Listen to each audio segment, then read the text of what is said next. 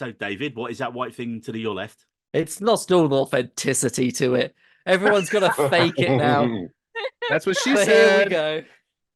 It's the pillow again. It's like the 5th time I've brought it out to show everyone. Why do you have a pillow? It's a pregnancy pillow. Yes. It's huge. It's like the size of me. I had to share this pillow for 4 months with my wife, who was like a freaking elephant at the time. Oh, you don't want to say that, especially on the podcast. My dog, the pillow. I had nothing. I was a sliver of the bed. Well, So I thought it'd be all right when the baby arrived, but the baby gets us up every 2 hours instead. How dare that baby I don't know what's better. disturb your sleep.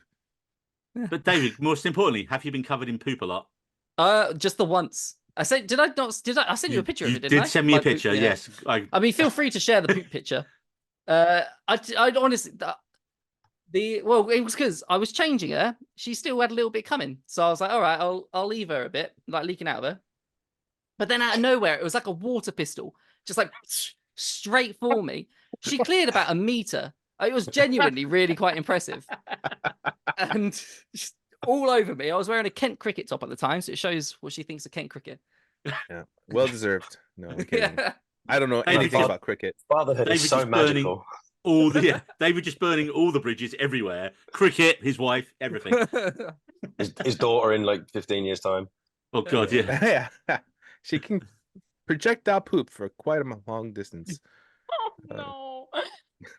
Yeah, I mean, she did projectile vomit as well. She was like the Exorcist. Ooh, that's horrible. The poop exorcist. Russell Crowe didn't rock up in your room and try and cast her out. Yeah, The poops exorcist, if you will. That's terrifying. And speaking of terrifying, Ben, what happened to you today? We got woken up with an earthquake alarm. I'm in LA at the moment, and we got woken up with an earthquake alarm at like 2 hours ago, I guess. It was like a 5.1 magnitude earthquake down the road in Malibu. I didn't feel it, but the alarm woke us up. So I'm now an earthquake survivor. Well done, me. Hey. For those who can't see, Ben is patting himself on the back. Yeah. Or you could just be a deep sleeper and you didn't feel it. Yeah, that could be it as well. Except I'm pretty sure it's the first one. I mean, I've had an earthquake earlier this week as well. It was the first time ever an earthquake was felt in Portugal since the 60s. And I realized there are 2 types of people, because I woke up to 5 a.m. and my entire room was shaking and I was absolutely panicking. Then I messaged my brother, like along the line, and I think I like all caps, holy shit, was that an earthquake? And my brother like messaged me like 3 hours later going, slept through it. I'm like, okay, there are 2 types of people. One that like wakes up immediately panics because like the earthquake happened and I'm right next to the ocean. So my immediate second thought was shit, tsunami. Even though it was also just like a magnitude 5 A earthquake. shit tsunami. No, that was David. That was Been David. there. That was David. That's happened to Guys, David we've got so Coe. much in common. His baby farted and that was the precursor. His baby fired in Folkestone and there was a shit tsunami in Portugal. That's what happened. Well, I've got a brief earthquake story as well. Back in the ship days, we were in Hawaii and there was one of these big earthquakes out in the South Pacific. And they was like, oh, actually, when we were on a boat snorkeling, on a little snorkeling tour for that day, and it was like, oh, it's actually Especially safer in the water. I know, You know, right? get out of the... But they were like, it's safer to stay in the sea on the boat than it is to go inland if there is a tsunami, because it'll just come from underneath us. So you'll kind of be like, oh, there it is in front of us. So we had to stay out. We had to stay outside for like another 4 hours, and of course, no one was like drinking. Everyone was just like, we're gonna see. Could we see a tsunami? Could we see some? But no, we didn't, and it was a bit of a, like you say, it's a bit of a letdown. Well, obviously not a letdown for the people of Hawaii. You know, you don't want a tsunami, but What the fuck was this intro? I don't know. And cue the music.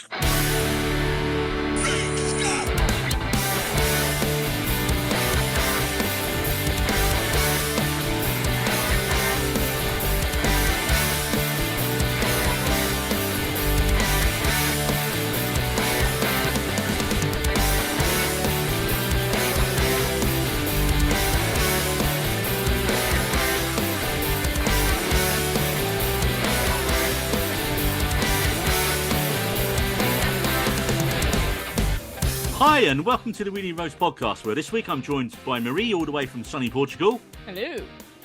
Jose from warm and sunny Florida. Greetings. Ben is back from wrangling rock stars. Welcome back, mate. And where in the world are you? Well, you said in the intro. Yeah, I'm in LA, actually, just in Hollywood. As you are. And from Hollywood to David. David, you're alive! From Hollywood to David. Hello! David's in David, apparently. David has emerged not sleep That's deprived weird. and not covered in as much poop as we thought. I am definitely sleep deprived, but I'm not covered in poop at the moment. Excellent. Like, how dare you claim that he's rested? You don't know where I'm from. Can we just brief round of applause? David, you helped make a person. Golf clap. I did. I mean, Congratulations! my wife made the person, over 9 months. Mine was a 2-minute afternoon. There. Got it in for you, Jose. Wait, that needs context. That last comment. Yeah, got it in for you, Jose. I feel like it doesn't. I feel like it doesn't. It really doesn't. 2 minutes was being very generous to myself. Gracious. Yeah. And in today's episode, because this is the first time we've assembled the full 5 of us, the whole We Need a Roads team for the first time ever, then we're going to be doing a general what we've been watching and general catch-up episode. And then towards the end of the podcast, we're going to dive into our Beetlejuice 2 spoiler section. So first up, Ben, Hold on. I can't believe there wasn't some sort of Avengers quote in there. I mean, you're really blowing it right now, Neil. What did you want to call all of our fans? Roadies. Yeah, so you didn't even do a roadies assemble. You're fired. Get out. I almost wanted a Captain Planet kind of intro. With our that powers would've been a deep combined. dive. The Don Cheadle Captain Planet. Calling me. Anyway. Oh my god. That's an insane one. Right. Yeah. Anyway, now that I've completely ruined Neil's flow. This is going to be a little bit more of a easy come, easy go podcast. There's some basic notes, but it is not as scripted as normal. So fair warning out there for everyone. So Ben, you've been gone. You've been gone the longest. You've had months in between your rockstar wrangling to, I assume, chill out in lavish hotel rooms, consuming TV and movies in 4-poster beds with room service. That look says it's probably not the real story. And is it more likely you're watching films on your phone with tiny headphones in on a tiny tour bus filled with the sweat and smell of many middle-aged men? The glorious rock and roll lifestyle. Correct? Yeah, correct. Yeah, it's what I do. You don't get a lot of time to see to properly dive into stuff.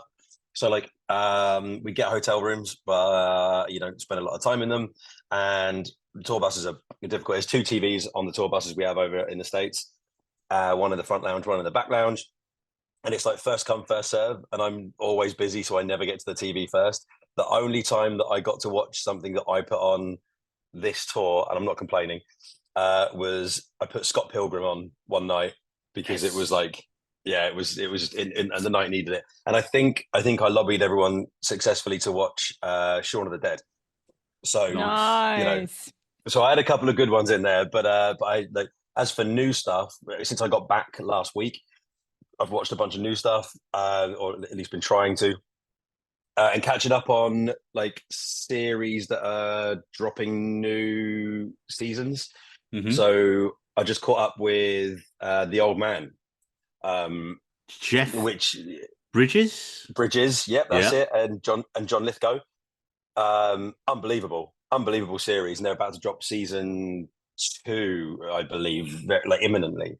Oh wow. So I've been catching up with that. That is that is a very, very good series. I don't really want to delve into it too much because I know we've got a lot of stuff to get into, but No. It's really well written. It's beautifully acted. I mean, Lithgow and Bridges, they don't get a lot of screen time together, but they basically play 2 sides of the law, if you like. Bridges is an ex-soldier or spy who's just trying to live out his life off the grid. Lithgow has been sent to sort of bring him in. It doesn't really go to plan, but there's so many there's some great little twists in there because it doesn't seem like a show that would have twists, but all of a sudden they throw a few at you and then you start expecting them, so it stops throwing them at you. I thought it was really, really well put together.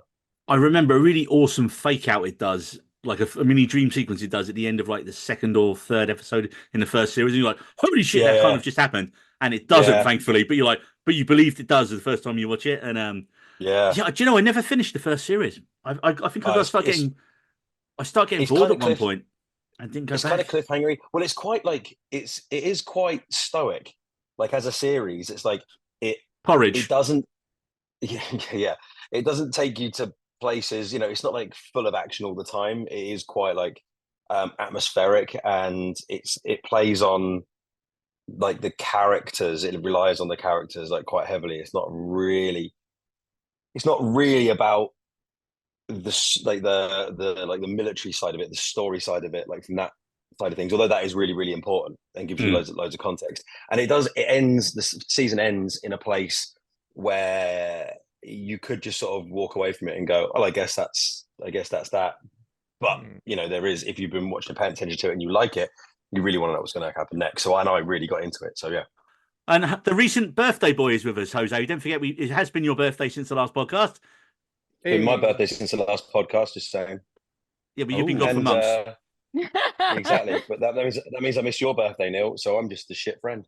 Yeah, terrible. Off, being helping out rock stars with their stuff. Rockstar Wrangler. Rockstar Wrangler. Stuff. Oh. No, keep it clean, Jose. Keep it clean. So I'm gonna mention the first thing is actually the movie Upgrade, a 2018 cyberpunk action film. Logan Marshall is probably the main character that he kind of carries the whole movie.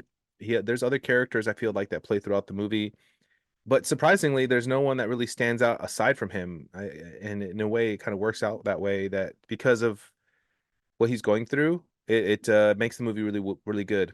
I'm just looking at the Google thing for it, mate, and it says, Gray, a technophobe, suffers paralysis and loses his wife during an attack. But after a billionaire hands him a chip in his body that restores his mobility, he sets out to get vengeance. And to be honest, it's a good movie where the ending is not quite what you're going to expect. I think it swings pretty big and it delivers fairly well. If you look at it with trying to nitpick it away, it kind of takes away from the whole movie itself. But I think it's actually pretty fun to watch. I don't want to give anything away, but I like the fact that it's kind of based in 2056, so it's a near future with some interesting upgrades to society, but it's not kind of trying to break the budget on that, but it sets up the future pretty well. Do they go all back to the future and there's like flying cars or no flying cars? No flying cars. Boo. Yeah, but it's an interesting concept where I don't want to give anything away because he is paralyzed at one point, and then he is given an opportunity to have a chip placed in his spine that takes over the functions of his body. So there's some really good, like well-directed sequences of fighting that the camera movements kind of just make you feel like him being like an observer within his own body. So it's a really great concept. It can be a bit graphic at moments, but it's not kind of like the whole movie like that. It's just certain parts where he comes across certain villains that he confronts, but overall it's a really interesting take because he's kind of almost in a way it's Tom Hardy talking to Venom, but like this is on a lower scale. Oh, he's talking to himself and like via the chip and all that kind of stuff. So no one can hear who he's talking to, but the audience can. So it's really interesting. I've literally got a book called Upgrade by the guy called an author called Blake Crouch, and it's a very similar kind of idea. It's not the same story, but it sounds kind of similar. And Blake Crouch is the guy who just did the what was the show on Apple? There was Dark Matter. That was his one. So again, that was the same writer, and he's written his new book is Upgrade, which sounds very similar to the film Jose's watched. But funny thing, that film, Jose, was directed by a guy called Leigh Whannell, and he's worked on a lot of the Insidious and Saw films. But I can see it. Only 2 years after this, he did the new version of the Invisible Man. The official version of the Invisible Man with Elizabeth Moss, which was really good. I've been meaning to see that. They've just dropped the trailer for his one for late. I think it's next year. He's doing the new version of the Wolfman as well, which looks awesome. Wow. And so he's definitely like scaling up his career as he's going in a minute. This guy. Yeah, I can see where he takes concepts and really delivers well on simple ideas. So I'm probably gonna have to check out those movies now. Right, David. Are you on Blue? Are you on Bluey yet? I'm not, but I genuinely am looking forward to watching Bluey. Crying Bluey, as an adult to adult problems. I hear everybody says Bluey is just like top notch. I have a friend that schedules Bluey for himself. No, like Oh, wow. he doesn't even have a kid. He's just watching Bluey for himself. But no, my viewing habits since well in the last 6 weeks have changed like drastically, and I can see them probably they're going to continue to change as the human gets older. The human. But I Does your don't. human have a name? Do you want to tell Evelyn. everybody you Evelyn. There we go. Aw. Should we call her Evelyn from now on, or should we? Evelyn. Do you prefer the You can human? call her whatever you'd like. Steve. We'll call her Steve. Yeah, call her Steve. Yeah. Bob. I mean, I wanted to name call is her Jeff. Jurgen. Natasha Jurgen. wasn't having it.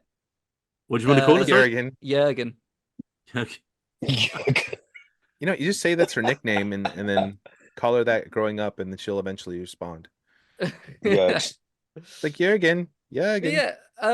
Because of how she is, especially of an evening where she's super fussy at the moment, we're not really getting to watch stuff in our prime TV watching stuff, but we're watching stuff in the mornings where we just want to watch something so basic and like just so like you don't have to really pay attention to it.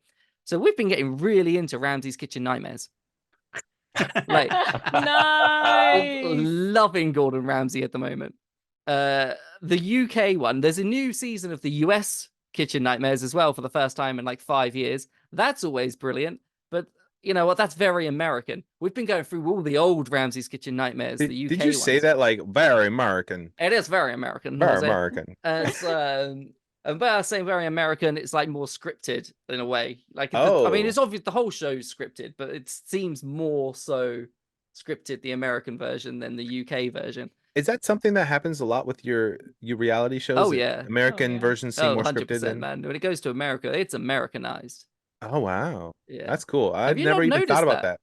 I mean, he I is don't in watch a lot of- America. He I doesn't. suppose, yeah. I don't know why. It's Americanized. Yeah. Granted, I've always thought reality shows they set up things on purpose and then let people react naturally, but I didn't realize that they seemed more rehearsed than like a UK version of a show. I don't watch a lot of UK reality shows. Why would you? Wise man. Yeah. But my favorite thing to do at the moment is after the episode aired, because these are from like 2008, 9, is to find out what happened to the restaurant and what happened to the people. Like, what's happened to them now? So, I mean, most of them, you know, the restaurants closed down like a year afterwards or whatever. But some of them, Selling crack on the some of them are streets. honestly brilliant. Right? These are my top 3 at the moment. Number 3, the guy went to prison for not for benefit fraud, for tax evasion. Eggs Benedict fraud. HMRC. Eggs He owed, he owed HMRC 66 grand, and he ended up having to go to jail. Number 2 Wow. was a gentleman that just owned a random pub somewhere in Wales, and he paid someone £2,500 to burn it down so he could claim insurance fraud Wow.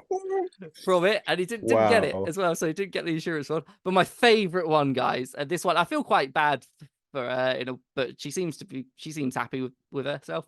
As a lady that owned a small vegetarian restaurant, and Gordon loved being vegetarian, in Paris, and she turned, I don't know what's the nice way of saying it, she became a sex worker after the episode. So her Directly business after the really episode. went downhill.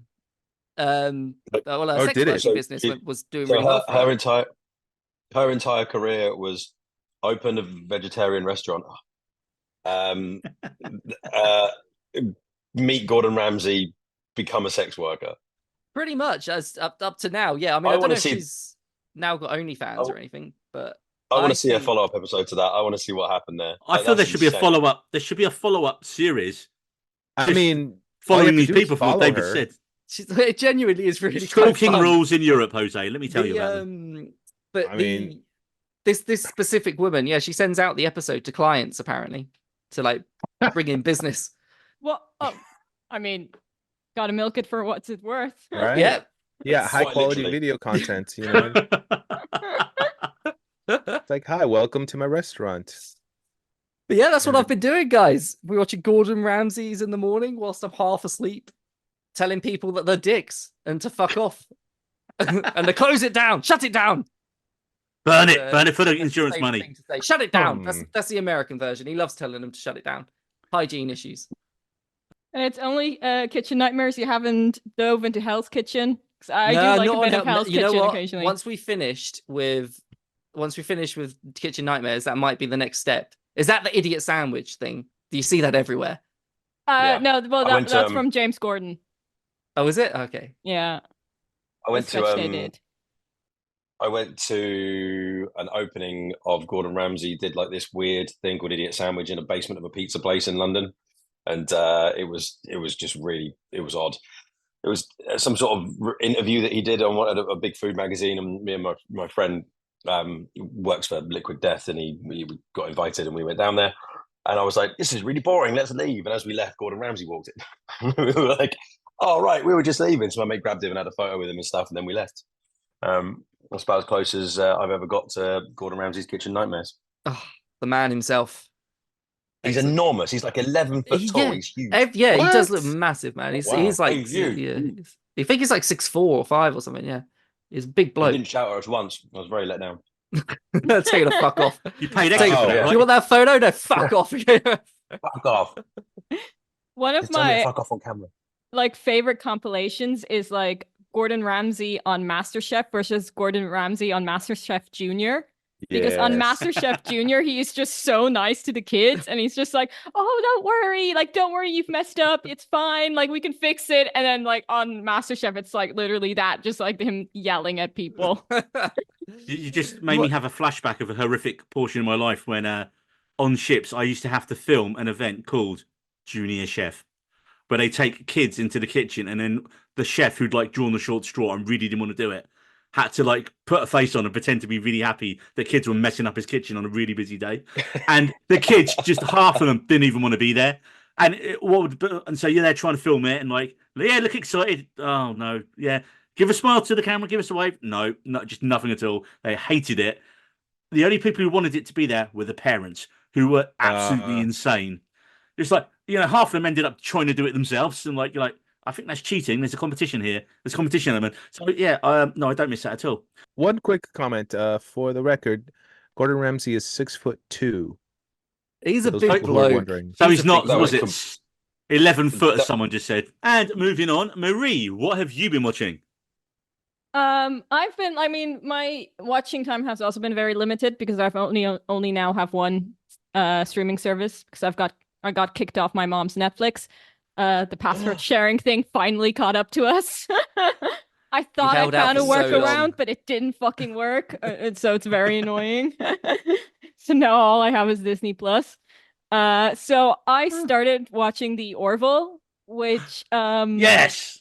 I honestly am so surprised of how much I am enjoying it. Like I am now like halfway through season 2, but I really enjoyed season 1, even though everyone was saying like that is like the weakest season and it's absolutely terrible. But I found it so funny.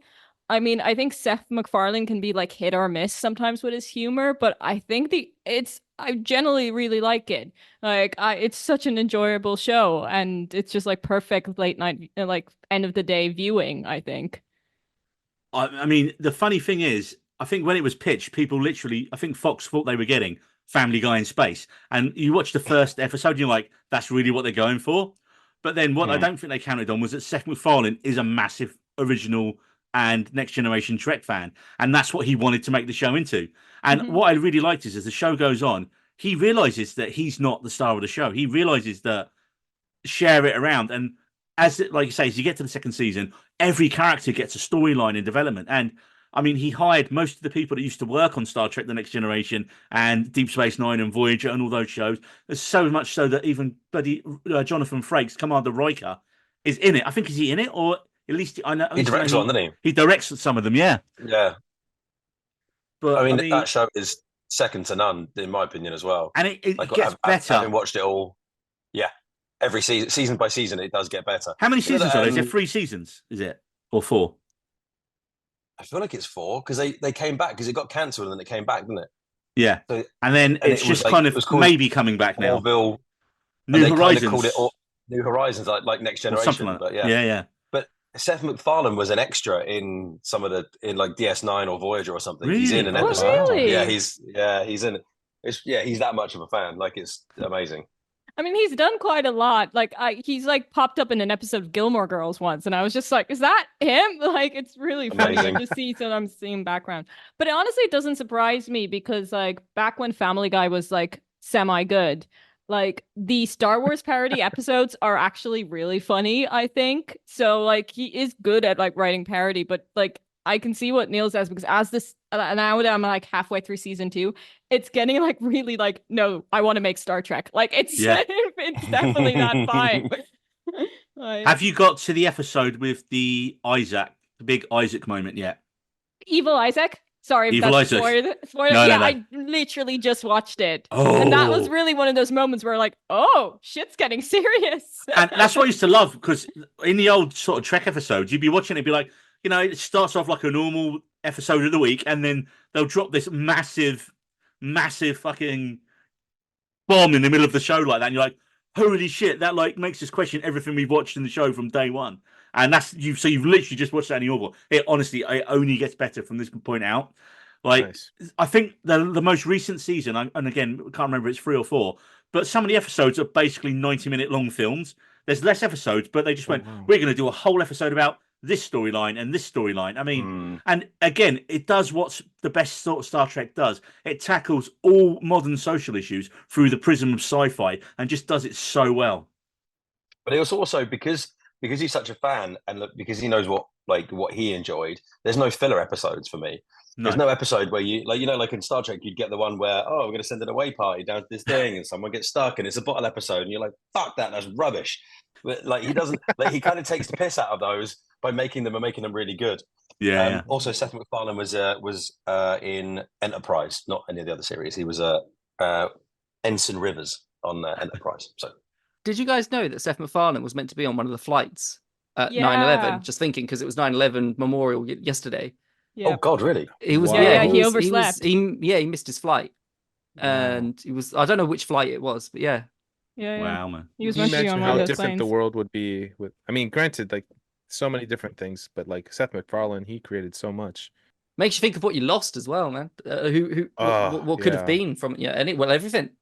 Anyway, So many people. When did you become a dad and become like an existential thinker? Like That's just how it works. you've never been this smart. What's going on? Life is so precious now. Oh my So goodness. deep. It's the power of the God. pregnancy pillow. That's why it's still in his. That's why it's still in David's dungeon. Just That's why it's stroke it still in every the now and dungeon. Tyler, your sex tape. Connor- And Connor, moving. Neil, what have you been watching? So, first thing I'm going to mention is it's one of the best shows on TV, Ben. It's one of your favorites. Slow Horses is back. Oh, yeah. But there's only 6 episodes this season, and Apple being utter bastards, and they're not even like doing here's free and then here's free one a week. It's here's one a week because we know it's going to be massive. I think what they're doing is they're prolonging how long people are going to be talking about it because the Emmys are happening in a week or two, and Slow Horses is up for an absolute metric shit ton of them this time. So I That's think what it should be. Oldman's got a really good chance of walking away with Best Actor. So if the current series is still on when all that's going to win, you can go to Apple right now and sign up and watch the new series. But isn't that ridiculous though? Because it's streaming. You can just go back and watch anything. Yeah, Like, it's literally there on their servers, ready to watch. So they could win all the Emmys. They could have another like resurgence of it. Whatever they, I really like to know. Like you brought something up that really fucking grinds my gears now. Yeah, like I want to know why they started dropping stuff like in like one lump as a series, and then backtracked on it because Netflix were the first people to really do it. And then they started to backtrack, and they came out. Like Jose looks like he's got an answer for me right now. I gotta say, want to see what. when Oh, you he's got drop wind. something, it might be big, but it It loses steam smashes on the really floor. quickly. Yeah. Yeah, and that's what happened with Stranger Things. It actually was, I feel like, released longer, and it was able to contain people's attention. And I actually prefer a weekly release Yeah. because it Oh, allows get me out. to catch. No, seriously. You're wrong. No. I mean, it I depends believe on the because- show, but yeah. Yes. For me, it means that I can catch dare up with you. other people and I can talk about a show that maybe I was one episode behind, but then I can catch up and be like, oh, look, we both watched this episode. Now we can talk about it together now. And then it kind of creates a small little excitement and allows other people to be like, oh, there's still a couple more episodes, and I'll catch up to you guys, and then we'll But- talk about it collectively. But my Go on, counterpoint then. to all that is, I think you. you miss that walk cooler moment where you're going to work or you're going to the office the next day, and when a show's on the one time once a week at the same time. Even with streaming now, even like where they put the shows on, so like it'll drop like when Star Wars or dropped on a Thursday, and we go, oh, got to watch it today because it's a Wednesday. Oh, when Star Wars dropped on a Wednesday, and we go, oh, we're going to watch Star Wars today before some fucker ruins it when I get in. And so and you go online that night, and everyone will be talking about the show. And when a show just drops in a binge, we don't all watch. Most people don't have the time to watch a whole binge in one go. Most people have to wait till the weekend, or it takes them a week or so, or in David's case, 16 more years. But I feel it was also the binge was kind of a thing to do with COVID and the advent of streaming. People didn't have anything else to do, so look, here's all the content we have. This will hopefully stop you from going crazy. I do disagree with that because it wasn't. It helped in COVID for sure. Yeah. And I think it changed people's opinions. But like Netflix started dropping seasons en masse before COVID was a thing. Oh, yeah, It yeah. just so happened that Because they were the it first was to do it. helpful. Yeah. Yeah, I remember talking about this in a uni class I did in like 2013, 2012. So it's been around, the whole binging thing. What did they say in the class? Yeah. Well, no, because that was literally the We haven't turn got of time for time. Yeah. Anyway, back to Slow Horses. Good God. So, as always, Gary Oldman and the rest of the team are fucking superb. And I'm not going to give away any spoilers for this, but the first episode's absolutely amazing, as you're going to expect it to be. There are new additions to the team. Slough House, you've got Joanna Scanlon and Tom Brooke, two really good British actors have dropped into it. Kirsten Scott Thomas's Tavernier, she's got a new boss, and guess who it is, Ben? It's only fucking Boltar from Battlestar Galactica in Slow Horses. What? That's James amazing. Callis playing a slimy. He basically looks a bit like a shit politician at the minute. He doesn't. I just love the few scenes you see him in the first episode. He's so far out of his depth and just like, oh yeah, so Diana, what do we do? And he's just like, yeah, you're a massive douche already. That's so amazing. I love him. I love his character already. You could have just said a politician as well. Yeah, I could have said a politician. I mean, he's basically that's what he was in Battlestar Galactica. You got Ruth Bradley's Emma Flight. She's the new head of MI5's Dogs. And we have the yet to be seen villain of the season, at least we think it is, which is Agent Smith himself. Hugo Weaving is coming into it. Oh yes. So, but we only This get is 5 exciting. episodes at most of him, man. So, but yeah, episode 1 was an absolute banger, as the kids say. And like I say, Apple are clearly promoting the show a bit more now, with hoping for their massive Emmy success to come by the time this episode comes out or has come out. But the good news is, there is good news. Even though there's only 6 episodes, they have already finished filming season 5 of the show. What? And there are Wow. more books. Like they tend to film 2 seasons back to back in one block. And then Wow. the guy who's writing the books tends to churn out a book a year as well at the minute. So Wow. he's produced 3 or 4 more books since they started doing the show. So he said it's great because now obviously he's got those actors in mind as he's writing the book. So it just So makes it better overall, man. It's the opposite of Game of Thrones. Yeah, it's when it's like a creator and a showrunner and a writer all work really well to produce something fucking awesome. And That's I really mean, in David terms like of- fuck right now. yeah, David's biting his nails, he's pulling his hair out. He's I yelling, just- fuck you, Someone- David and well, Dan. Introduce the author to George Martin and might get a fucking book written. Or we Well, might we're get going to mention George. Yeah. He's working on it. I've got a reliable source. Is it George Martin's blog? Because that's not reliable. No. I'm Do you sure it's actually just have like- a reliable source? Do you like have an in on this?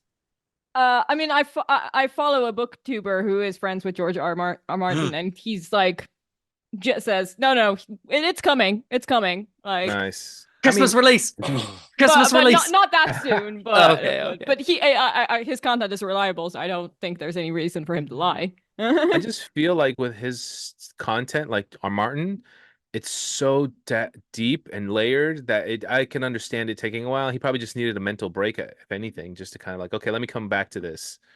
Because yeah, those characters and the world, there's so much to it. And I've only just been watching the House of the Dragon, so I can't even imagine what Game of Thrones was I like. love the fact that, Jose has just only watched House of the Dragon. He's never done Game of Thrones. You have so much to enjoy, Jose. So much to love. And then the critical point is, do you absolutely lose your shit with it like David? Stop or at you 6, my man. Just stop at or- 6. Or do you get You more would say ambivalent 4. about it with me? Oh, And I yeah, was like- 4, yeah. and whereas over here, I was like, do you know what? It wasn't the best, but it didn't ruin it for me. So, yeah. Oh no, That's the- Stop at literal 6. stab in the heart for me. Like, I mean, I've ranted about this before. I feel like And we we should haven't do had- something Yeah. Marie, because we bounce. Oh, that'd be so good. I feel Just like we rant need someone. for about I feel an like hour. Jose Game is of always Thrones. Mr. Positive about stuff, so I feel like we need to get Jose and me versus you two in like a Game of Thrones off at some point.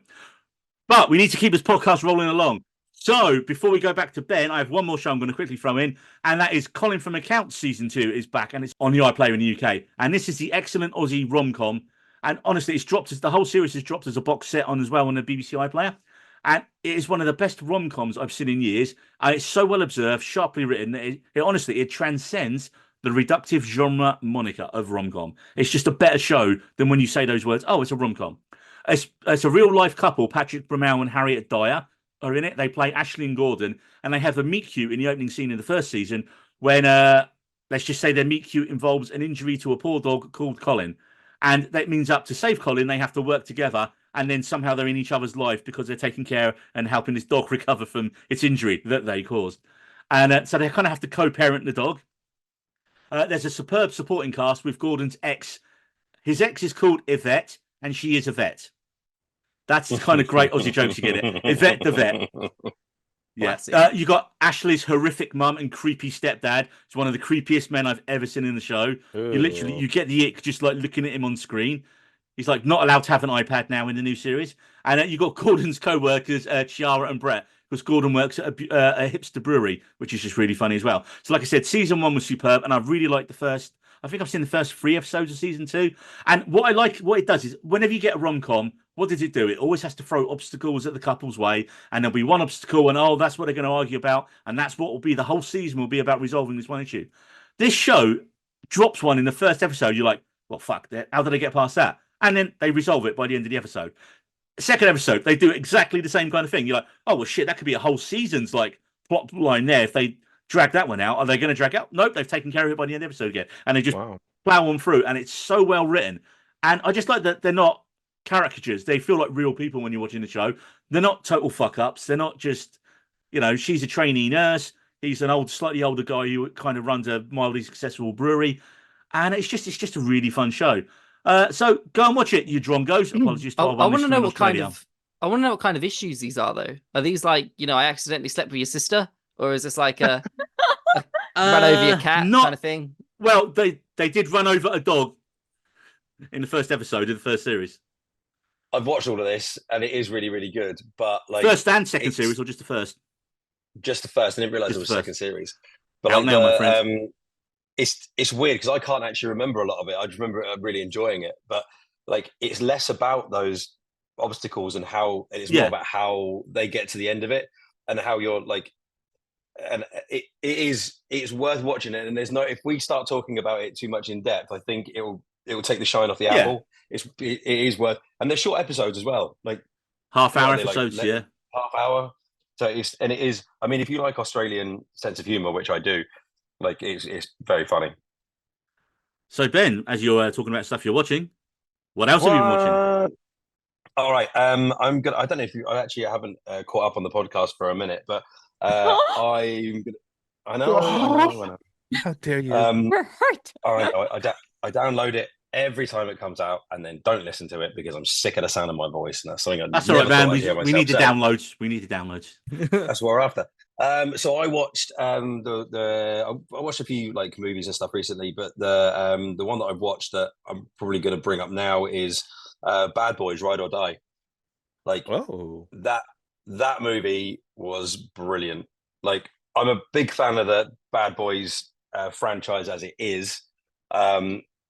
Like the first one, as a kid watching that first one, like I was like, this is what action movies should be. This is fantastic. Like gritty and just like really, really well, like really slick for such a gritty movie. Like loved it. And the new Bad Boys movie to me is as close as they've got recently to that kind of standard of storytelling and action. Martin Lawrence, Will Smith. Think of Martin Smith. Will Smith. Will Lawrence. Will Lawrence. Think of him what you will, but like the man's got chops, and like it's great. And it's not really spoilers, but like it makes Martin Lawrence's character like kind of the almost not the alpha, but the guy who's getting ahead in this one, because it's always Will Smith's character. He's always the cool guy and blah blah. Will Smith's character has a few like wobbles in this one, and it's Martin Lawrence's character that kind of like picks everything up, and it's really well done. They sort of took the story from the last one where Will Smith has a kid that he doesn't know about, and they don't ignore it. They carry on with it. Oh yeah. Like some of the set pieces in it are just phenomenal. I mean, there's not many tropes left for like buddy cop movies when it comes to like Bad Boys. So the one they've gone with this time is that, you know, the bad boys, Smith and Lawrence, are on the run because they're on the wrong side of the law. So it's interesting to see that, which is where Will Smith's son comes back into it. But it's just like, again, it's an action romp, and you can kind of tell that they're trying to play these characters, like do these characters justice.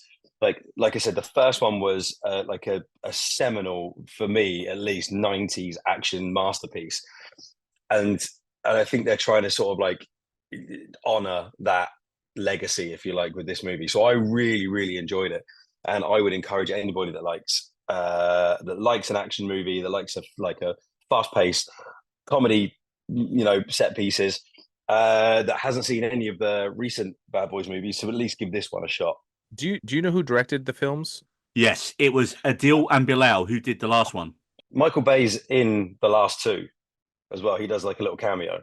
The cameo in this one, in Ride or Die, is like so at the end of the first Bad Boys movie, there's this epic car chase with Will Smith's Porsche and an AC Cobra on an airstrip. And Michael Bay in this one, I don't know if anybody's, like, people have obviously noticed it, but Michael Bay is in that Porsche when he turns up in this cameo. So it's like there's a real nod to that, like that first movie. Nice. No, I think a lot of people have talked about when they did Bad Boys for Life and before Bad Boys Ride or Die, that getting the new directors in, Adil and Bilal, who are like two Belgian brothers, and they said that last Bad Boys film, they said this one was better than the last one, but that the stars of it were really the directors. It was like almost like, here's a franchise, cut your chops on action, show us what you can do, and then was like, yeah, these guys are going to be fucking awesome. Give them their own franchise now is basically what they've kind of said. Especially if you've got Michael Bay producing you, he's clearly gone, yeah, these guys are going to be the shit soon. Let's give them something, prove what you can do on that, and yeah, man, I can't wait to see what they do next. Yeah, I haven't seen these movies honestly, but I've wanted to. But I think what the interesting part is, you said that this last one was kind of like up to this par of the first one, and Michael Bay it's as as a close as you're going to director- get. I wouldn't say it's up to that par, because okay. I don't think anything is going to touch that for me personally, because that movie is one of my favorite all-time movies. But like what I like is that they're aiming at that. They're trying to get there, and but they're doing it in a modern context as well. I like that because Michael Bay, whether you like him or not, in terms of like the movies he's made, specifically the Transformers, you know, aside, I've seen some videos talking about his directing, and he's just really good. You know, storytelling aside, the way he visualizes things is just amazing. And for this movie to kind of say, hey, it feels almost as good as the original, I think that's a huge compliment to these directors as well. So I feel like Michael Bay needs another producer above him to say, no, Michael Bay, put in some editing. I feel like Michael Bay misses the competition with John Woo. I feel like whenever John Woo put out a movie, Michael Bay would go, "Oh yeah, I could do that. I could do that better." And then John Woo would come out and go like, "Nah, look, check this one out." Because like, every time there was like and who's a Bruckheimer as well. Yeah. I mean, if you think about John Woo, Con like, Air, The Rock, Mission Impossible 2. I mean, like, you know, like that Face sort of Off. that spate of movies there is like it's like competition with each other. They're all just like, oh yeah, you can jump a Ferrari down the streets of San Francisco and break into Alcatraz. Well, check out what I can do on an airstrip with a Porsche and an AC Cobra. Like I feel like it was really healthy competition, and it made for better movies.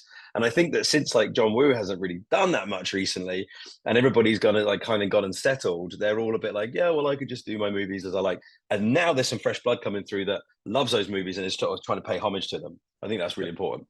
John Woo has got a new film coming out on Peacock of all places soon. Wow. Yeah, I've seen the trailer for it. Yeah. The Killer, with Omar Sy, Sam Worthington, and Natalie Emmanuel. Looks like she's the lead in it. So hey, Game of Thrones link. There you go. And Eric Cantona. Oh dear. Okay. Well, Okay. perhaps it'll be good still. I feel like I've seen the trailer for that, but maybe not.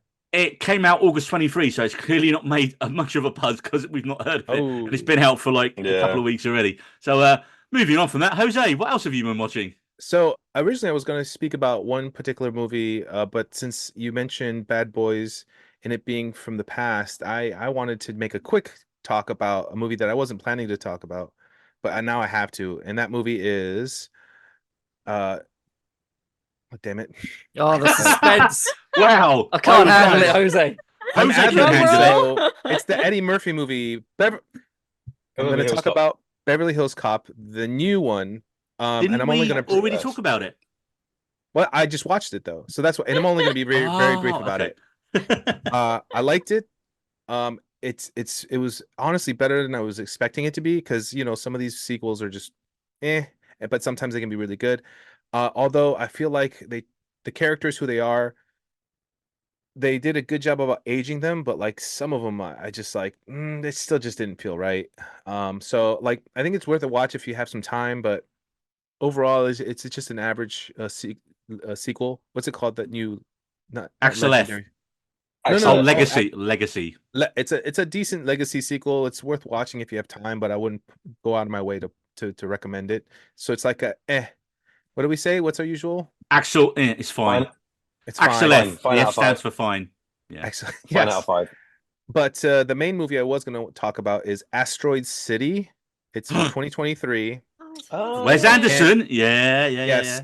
So many good things about this movie and its cast. One thing I have to say though in the beginning, you really have to be in a particular mood to watch Wes Anderson movies. Yeah, you need to know.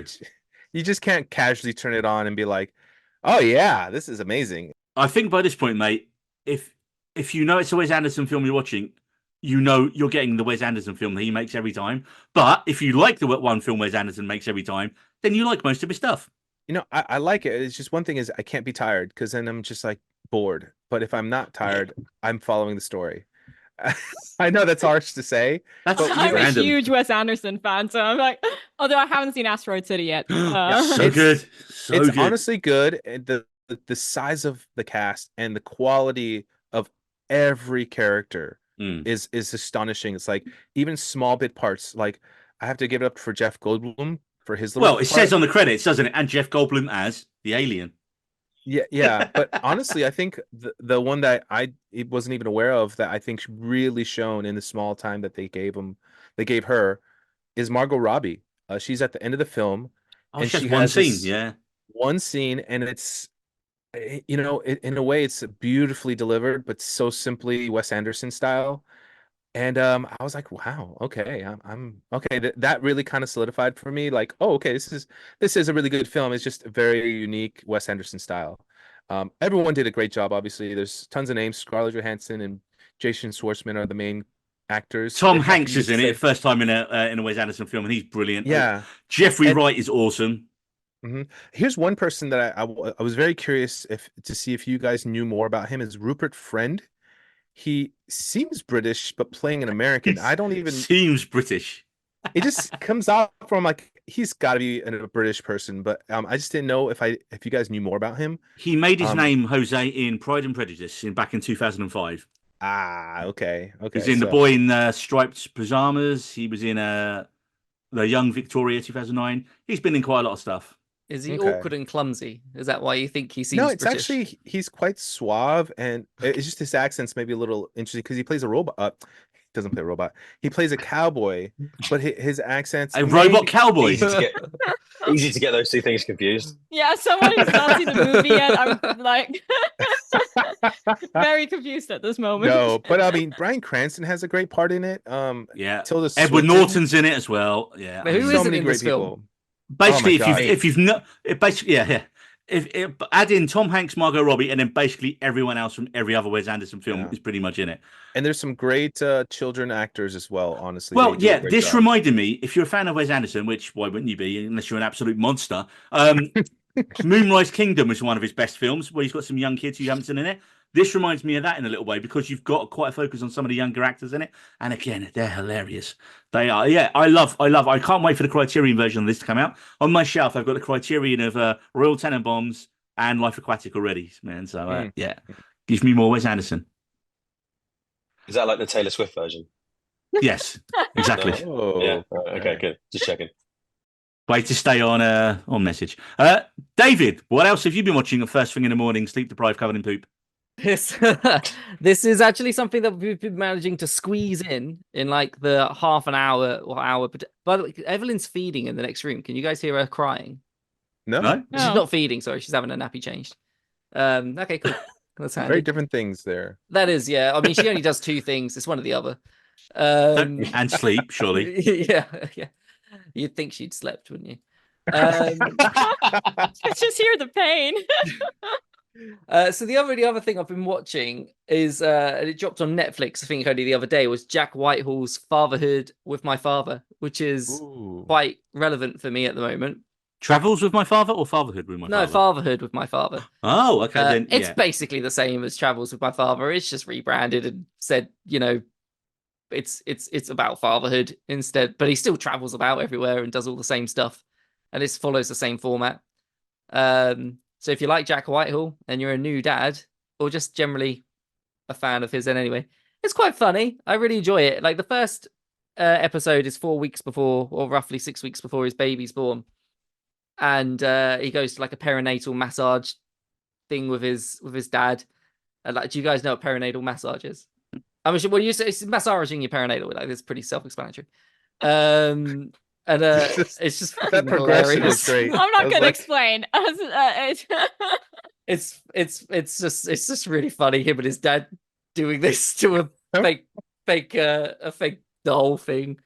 Yeah, the second episode, the baby's like 4 weeks old or 5 weeks old at this point, and he's just living my life at the moment, except he's living it better because he's obviously rich and famous. He's just got all of the gadgets, and it's all like everything's just, he just doesn't have a fucking clue what he's doing, and nobody does. So he's just basically me, and I'm just finding it brilliant. I've only watched those 2 episodes at the moment, but I'm finding it so funny and relevant to myself. How can you not be in awe of the Netflix algorithm at this point when it literally recommends you a show that is literally your life at the moment? They're listening. Yeah, they're watching me. They know. They somehow know she's being born. And that she exists. And then they're trying to sell you all the things you go, oh, I might need that because you see it in the show. Yeah, I mean, there was this weird rocket that looked like a sex toy that he mentions at one point. That genuinely seems really handy because it'll like rock her to sleep. It's like this rocket that vibrates, and it does look like a sex toy. Stop saying sex toy. None of this is good context for your kid. Like, just either explain it better or cut this entire part out. I'm really No, enjoying David. I as don't a know how dad. else to explain it. It's a rocket that vibrates and rocks them to sleep. Like it adds movement to that's So the How whole big thing. is this rocket? You're saying rocket, and I'm thinking like space rocket. Do you Yeah, mean no, it's like a space a rocket. rocker? That's it. It is Oh, it's there a we go. space rocket shaped thing that Is it yeah, a crib? like a spaceship. No, made it weird Rocket. again. Inside of? Made it weird. Yeah, Just maybe weird. inside the Yeah. rocket ship. And it plays Evelyn's favorite song at the moment, which is Break Stuff by Limp Bizkit. loves I that didn't hear- song. I didn't hear any of what David just did. It just sounded like he was moving his face towards the mic. He was having a stroke. It's just like this. I was It's singing. just funny, I was guys. singing That's a all I favorite heard. song. What was the I song didn't again, David? Hang on.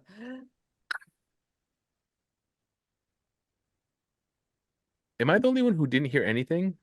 I think Can that's you the not joke. hear Jose. that? Is that like filter it out? It's like something fuck's sake. stopped the noise from peaking. I don't know. It's white noise. It's gay. It's the sound of a Hoover. It was a bad joke. Is that Oh. what you guys heard? Does my mic filter that out? No, And I'm it's just pretty sure nothing? your Yeah. mic Yeah. filters It white did. noise. That's kind of Wow. the point. You're clever.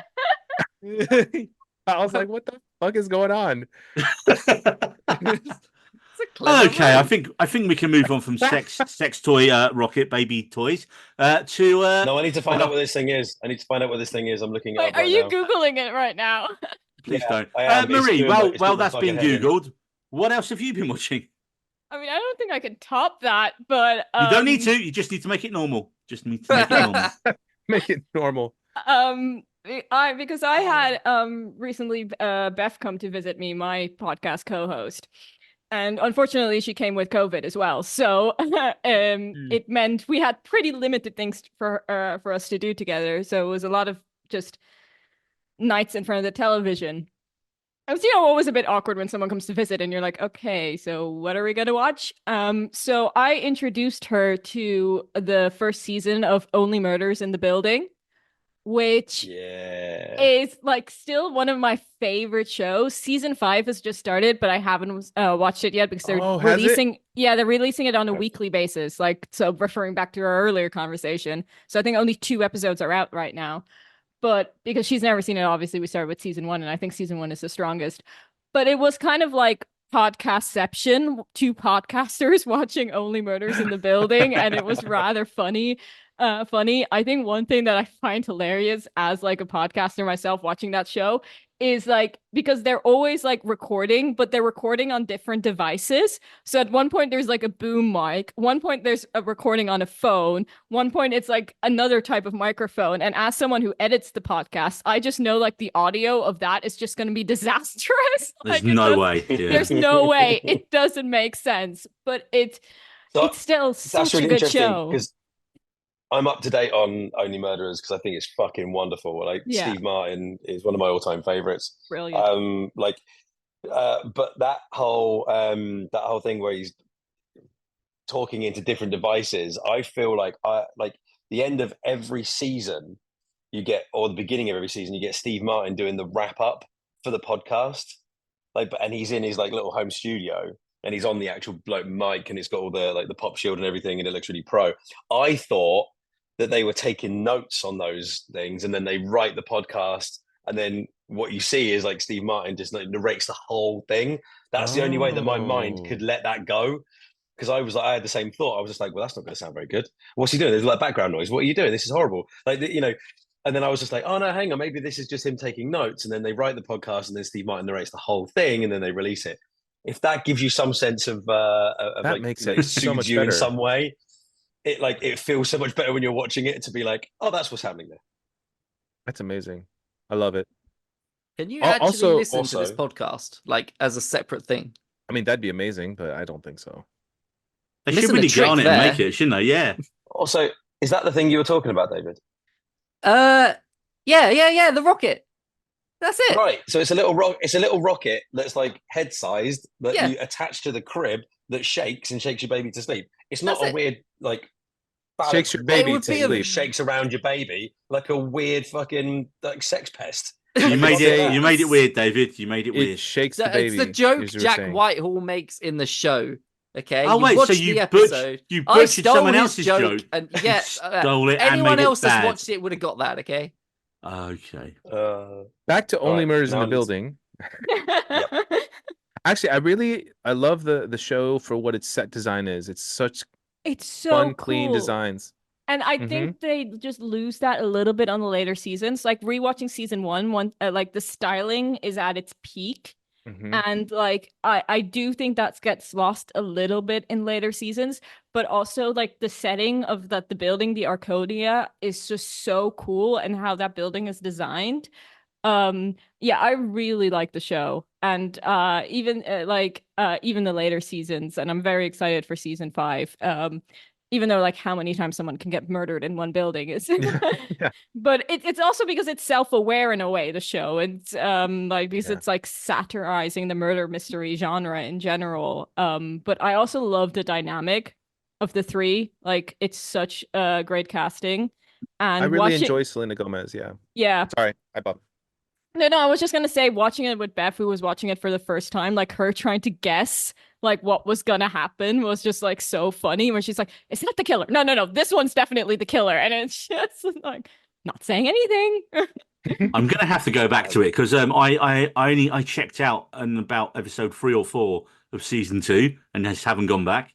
So and then I saw like Paul Rudd's in it, and now Meryl Streep's in it. Season 3, think, right?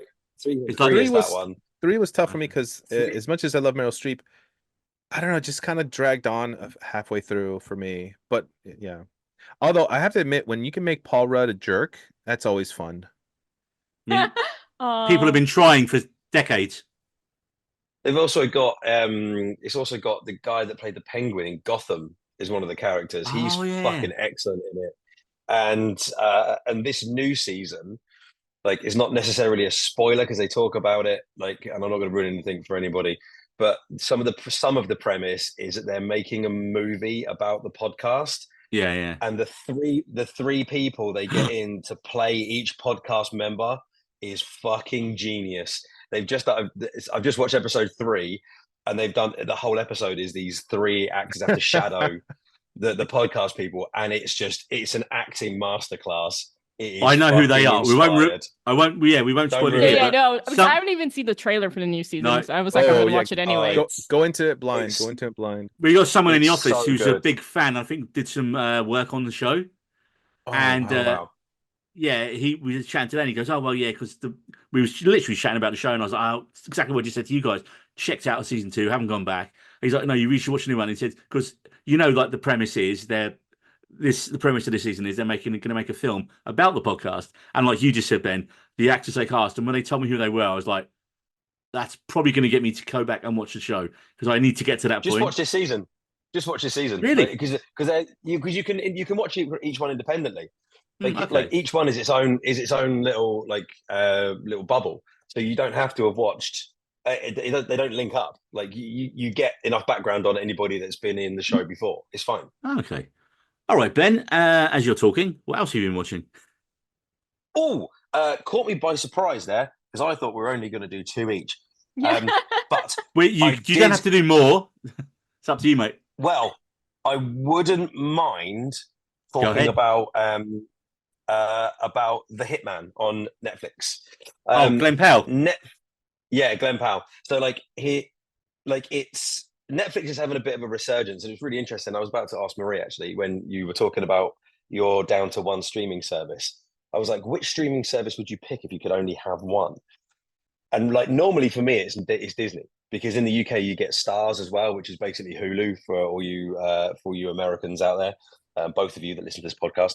But Netflix at the moment, even though I don't enjoy the way that they treat people as customers, they are putting out some pretty decent content. Like they're like the Beverly Hills Cop movie, like Jose almost shit on, but quite enjoyed. I enjoyed quite a lot. I'm also watching Monsieur Spade at the moment, which is Clive Owen playing Sam Spade from Casablanca in his retirement in France, where a convent full of nuns gets killed, and he has to sort of figure it all out. But it's set in the 50s. He's really crotchety. It's a really, really solid show. I'm just on the last episode now, so I don't quite know how it resolves, but that's wonderful. But I watched Hitman with Glenn Powell playing a fake hitman. He's a teacher, he's a nerd, he's like a dorky guy who the police figure out, he's basically like an analyst in his spare time for the police, and something goes wrong and he has to go in and be an undercover guy. Basically what they're doing is trying to catch people trying to hire hitmen to kill other people. So they're basically trying to catch people for attempted murder. And it turns out that he's really, really good at lying about being a hitman. And obviously one thing leads to another, and he has to actually pretend to be a hitman. I was not a fan of Glenn Powell. For the only thing I'd ever really seen him in was the new Top Gun movie. And he played that character so well, I genuinely didn't like him. And this was the second movie that I'd seen him in. I mean, I think I might have seen this. No, I saw him in Twisters. I saw him in Twisters, and then was just like, oh, actually, yeah, he's phenomenal. And then I saw this, and I was like, oh my god, the man's a genius. You know who the director of this is, don't you? It's Linklater, isn't it? Richard Linklater. Linklater, yeah. So it's and he co-wrote it. Powell co-wrote it with Linklater, and Linklater does that a lot. He gets his lead actors to co-write the film with him. And that's great. Then you wonder why the performances are so good and why the dialogue sounds so good. He did it with Judi Delphi and Ethan Hawke in Before Sunrise. One of his more awesome traits as a director. Mm. But yeah, it flows really well. It's got so many. It takes you down paths you don't really expect it to go. It's really well acted. Like even like the supporting cast is like people like I've never heard of. Like it's like I don't really know where they found these guys, but they're all Austin, just Texas, fantastic. probably. Austin, Texas, probably. Well, South by Southwest. But they like I'm not even going to go into it in too much detail, but it is very funny. It's like it's really easy to watch, and it's a real testament to Linklater to Powell, and just it just seems like it's like off the reins a little, like that no one's really looking over their shoulders and telling, like, there's no studio, is what I mean. No studio looking over the shoulders and going, oh, you need to hit these marks to make this movie this successful. It's its own thing, and it works really well. I think as well the actress in it, what's her name, Adria Jonah, she's going to become massive as well. She's phenomenal. She was great in this one. We talked about it in an earlier episode. Didn't we did talk about it, We but did. Ben wasn't here for that one. So I was just curious, what did you think of the ending? We probably don't have to spoil it, but I thought that was probably the biggest. I liked it. Biggest I liked risk. it. Yeah. Yeah. It's a risky ending. It was smart. But is it risky? It's like it not really. It's just I don't something that. I mean, I think it was. You could see how it got there. I just think that it's something you wouldn't expect, and then it just keeps going, and you're like, I think the problem is okay. I think the problem with it is though, Jose. If you look at the trailer and the setup for the film make you think it's something it's not.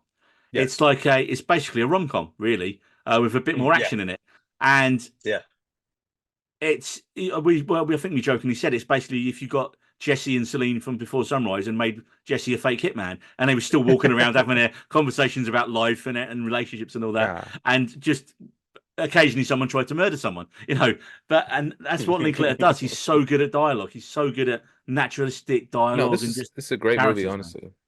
Although, fun fact for Ben before we move on, Glenn Powell was actually in another movie that you've definitely seen. You just didn't realize it. Hold on. He was in. He's in one of the Batman movies.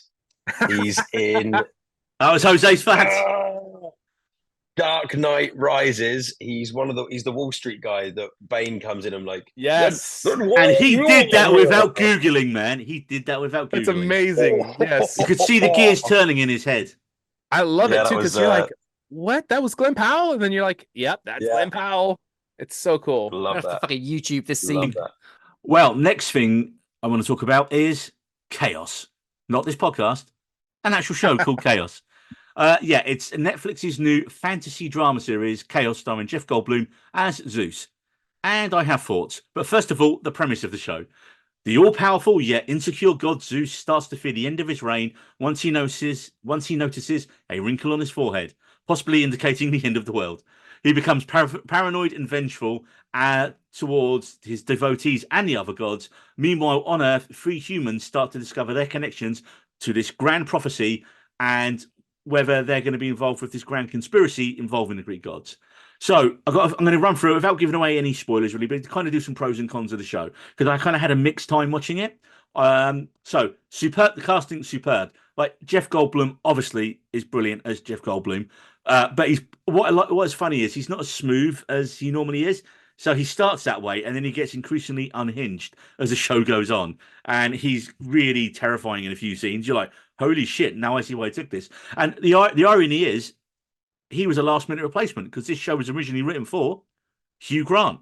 Oh, wow. And watching the show, I can't imagine Hugh Grant in the role at all. Like, all I see is Goldblum's way of doing it. His sister wife, yes, that's not problematic in any way, Hera, is played by Janet McTeer, who you might recognise as the lawyer lady from Ozark. She's awesome in it. And the whole way through, she reminds me of another actress, and I can't remember who it is. So when you watch the show, just go, yes, that's who she was, and please let me know. There are so many other gods and characters that honestly I don't have time to list them all here. But helpfully the show puts their name and what they're the god of on screen when they're featured for the first time. You got David Hewlett as Hades, and I love the whole depiction of the underground in it. It's just like black and white, drab, purgatory almost kind of thing they got going on. The underground or the underworld? Yeah, the underworld. Okay. Yeah. Did I say the underground? I was just imagining like New York Underground or something as the. I mean, if you put it in black and white, it wouldn't be far off it, to be fair, mate. But it's a really, like when you've got the god of death in so many media over the years. It's kind of, oh, it's the guy with a scythe, or it's like the Grim Reaper, or it's, it's like it's just it's such a different take on it, and I really liked it. I mean, David Thewlis is brilliant in everything he's in. I just like it. It's not the typical representation you get. One of the stars of the show is a young British Asian actor called Nahib Rizwan, and he plays Dionysus, the god of pleasure. Well, he's half god because he's one of Zeus's many illegitimate children, and he's really funny. And he just wants to get a better job. He basically wants to do something a bit worthwhile. So he's always asking to get a bit more responsibility from his dad, who just doesn't care because he's Zeus, king of the gods. But he's got a really great character arc as the show goes on. You got Orpheus in it. Now, Orpheus, if you know your Greek thing, he's like the musician.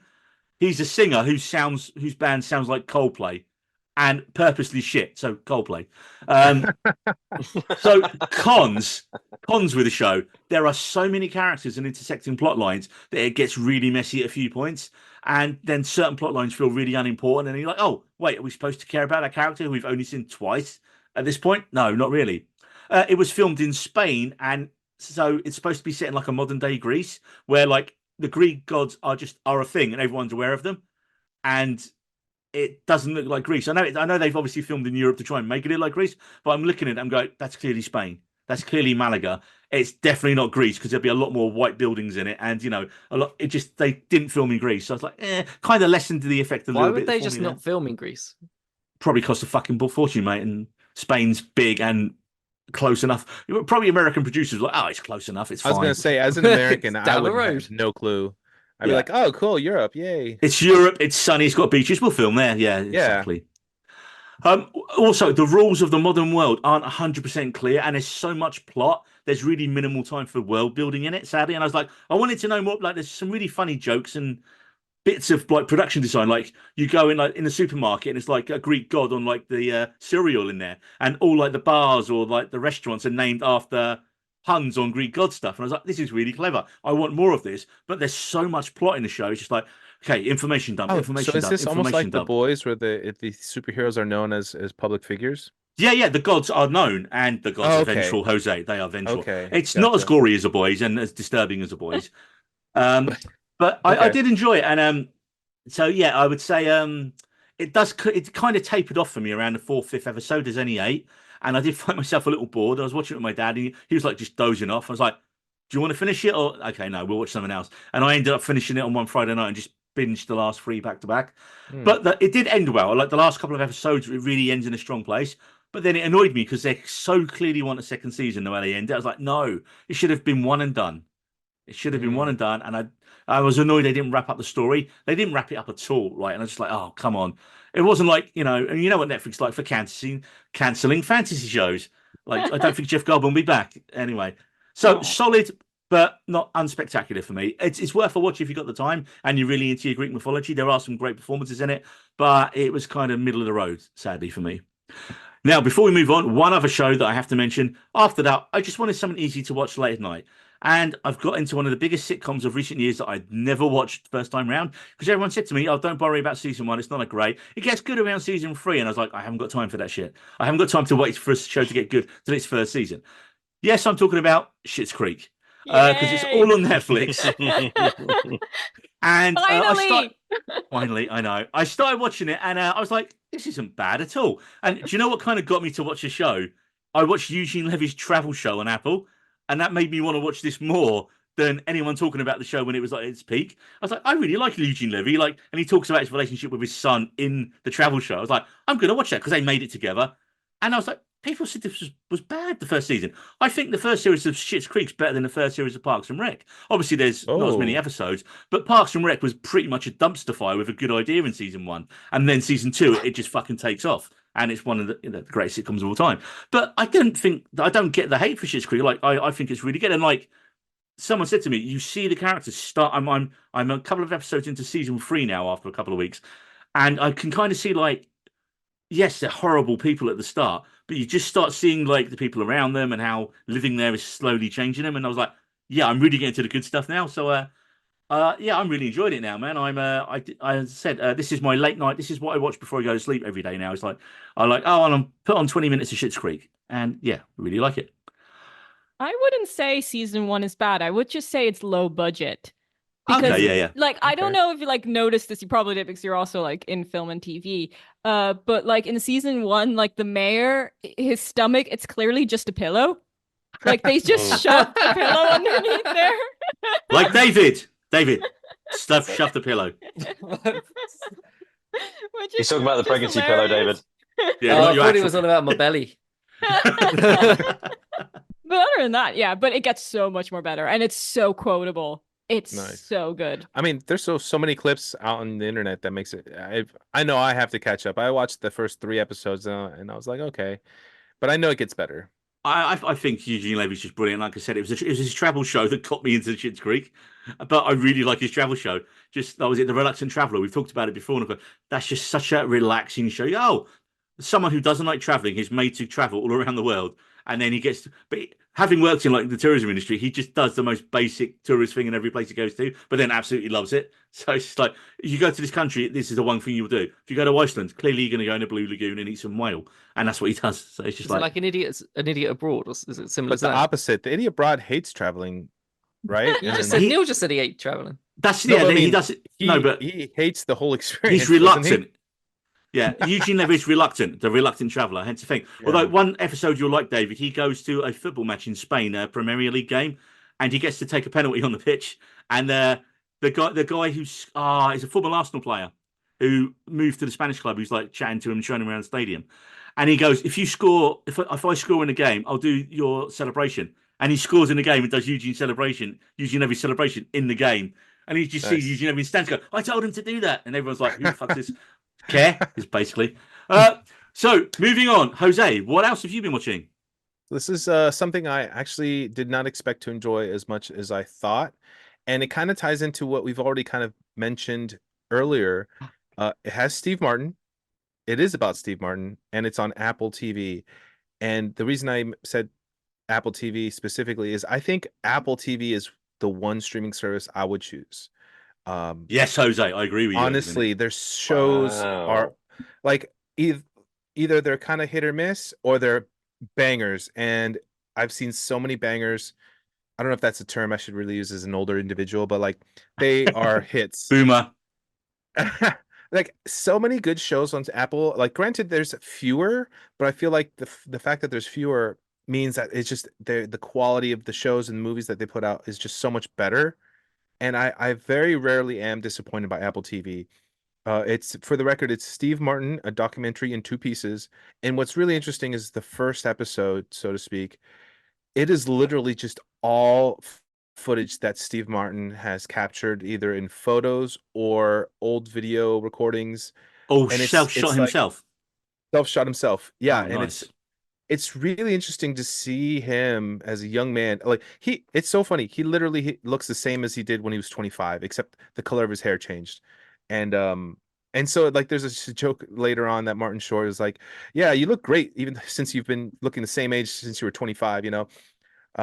But it's a really interesting look at, like, it starts a little bit off of his childhood and then it immediately starts at him 15, and you see him working at Disney World, like he was a magician. And it's funny because the banjo playing, they never really say anything towards it other than the fact that he's just really good at it, and it was always part of his stand-up act. But like he just, yeah, it just kind of is a thing that is known that he's a really good banjo player. But he talks more about doing magic, and I didn't realize he was the biggest stand-up comic of his time in Late the 70s, 70s. early 80s. Yeah. Yeah, up until I think his last show was when the movie The Jerk came out. A little bit after that, a little bit. So it was that a little bit after that movie, he realized, stop stand up, go into movies. And I was just like, he was, if not the first, one of the first to actually sell out stadiums. And I think he predates Eddie Murphy with that. So I don't know if Richard Pryor did it, but I know Richard Pryor was around that time. But it's just amazing, like how much work he put in. And one of the things he kept to all of his journals, he's really meticulous. And so so a lot of the first episode is him looking at or the video of his notes, just showing what his thoughts are throughout the years. And like when he's in his early 20s, he realized I can't do this forever. So at 30, I'm going to stop. And then I think he sells out his first stadium at the age of 29. So it's just like right on time. It was just really amazing to see. Like I thought I knew Steve Martin, and I really didn't. I really didn't realize he had an entire career before movies, and then the second episode it shows his movie career, and I think it actually goes into more of his personal life, but it turns out he's very much a loner, and it showed that his personality was really into the movies he was starring in, because a lot of his movies reflect how the main character is kind of awkward and is always seeking relationships.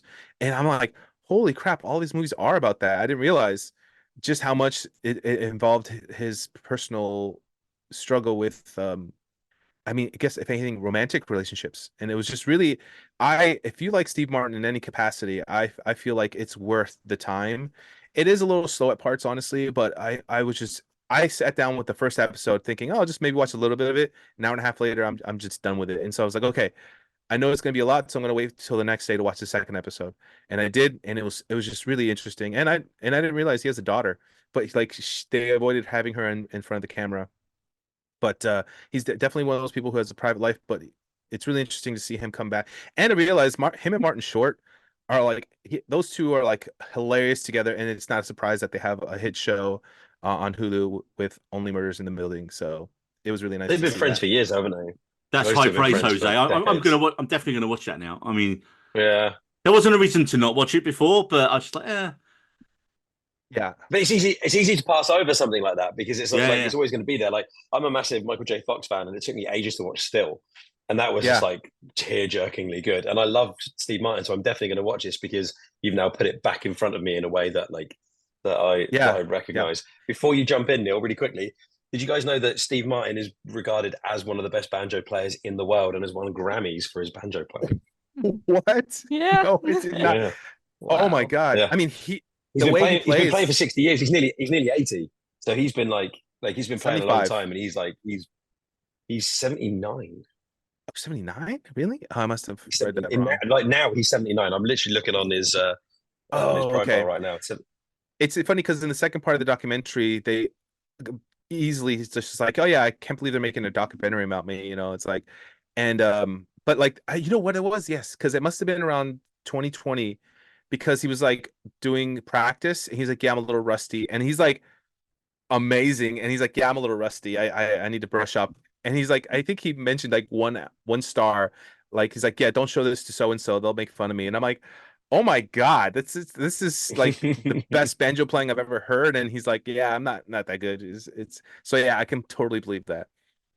One thing I wanted to ask, guys, as you just mentioned, and as Ben mentioned earlier, let's just get this out of the way now. If you could only have one streaming service, and not like Marie, who's been forced to have one streaming service at the minute, but if you could pick one streaming service at the minute, which one would you have and we why? need we need a whole episode on this. There's so many. yeah. We'll dive into it. We'll dive into it in a full episode. But on the spot now, Ben, one streaming service, what would you have and why? Briefly. Disney Plus, mainly because in the UK we get Stars as well, which has got loads and loads of extra stuff on it, like having two streaming services. But I probably couldn't live without Star Wars. And Marvel. You got all the Marvel stuff as well. Yeah. Okay.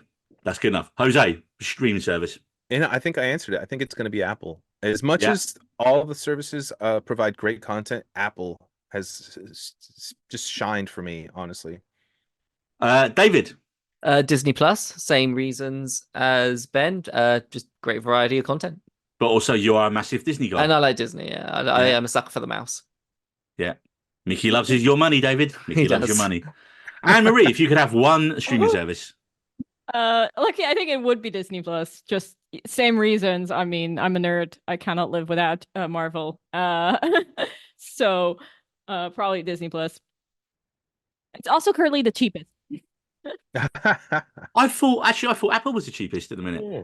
Apple, I genuinely forget that Apple exists sometimes. Like, So it's a weird thing. So I'm going to pick Apple as well because I think they're kind of ramping up in a minute. They don't care about people. There's no like metrics on their shows. Like no one knows how many people watch their shows, but they are all so well made. And like I was just looking at what they got coming up. So in the next couple of months, they got a new film with Brad Pitt and George Clooney. They've just from out of nowhere. called good. Oh Wolves. yeah, I've seen trailers for that. Yeah. You've got Alfonso Cuarón, who's never made a TV show before, who's doing his first ever TV show, and it's about a journalist. It's called Disclaimer, and Kate Blanchett starring in it. Again, her first TV role. That's out soon. A friend from the office was a location scout on it, and she literally was working on this about 2 years ago, and so it's finally coming out. You got the second series of Shrinking coming out in October. You got the second series of Bad Sisters coming out. You got the second series of Silo. They've got their, and they always make a couple of like big films that they push hard for the Oscars. So you had Coda was the first film they had that won the Oscar. This year they're doing Steve McQueen, the British director. He's doing a World War II one called Blitz with Saoirse Ronan in, and that's going to be their big Oscar push as well. And that comes to Apple TV soon as well. And of course, January, Severance season 2. So I mean, of course, we got Slow Horses. So just that there. So I would say quality. They've got the quality, quantity.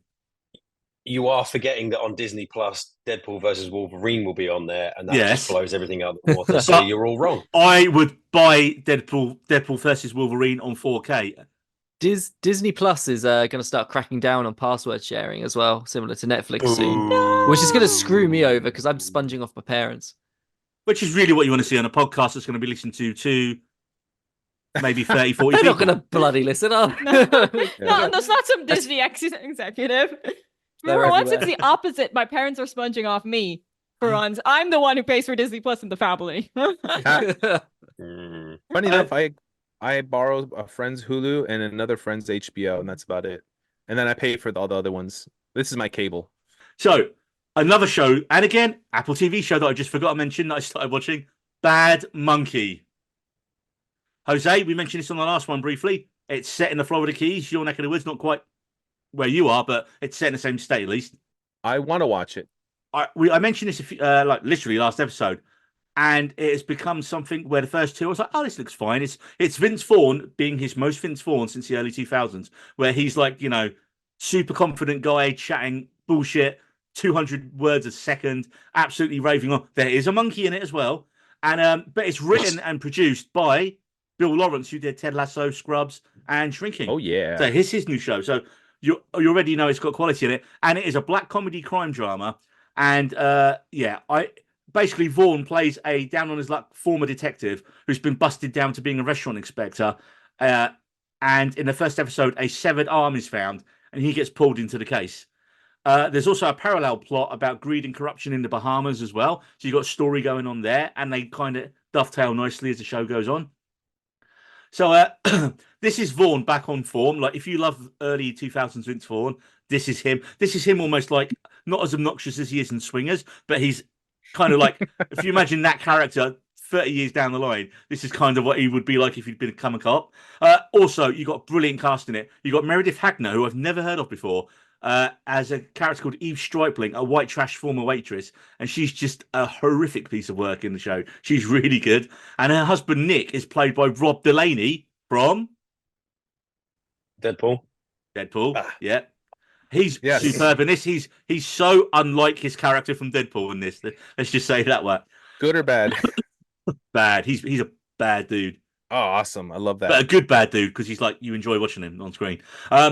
Yeah, you got another actress, a Latino actress called Natalie Martinez, who I've never heard before, but she plays Rosa, a mortuary worker. She starts working off the book. She's really good. Michelle Monaghan turns up in it, who's amazing. She's one of his problematic exes. And you got former SNLer Alex Moffat's in it, a kind of guy called Evan, who's a douchey real estate agent who's trying to sell the mansion next door. And every episode, Vince Vaughn will come in when he's trying to sell a house and fuck up the sale. Like it's an ongoing joke every episode. Some of the stuff he does.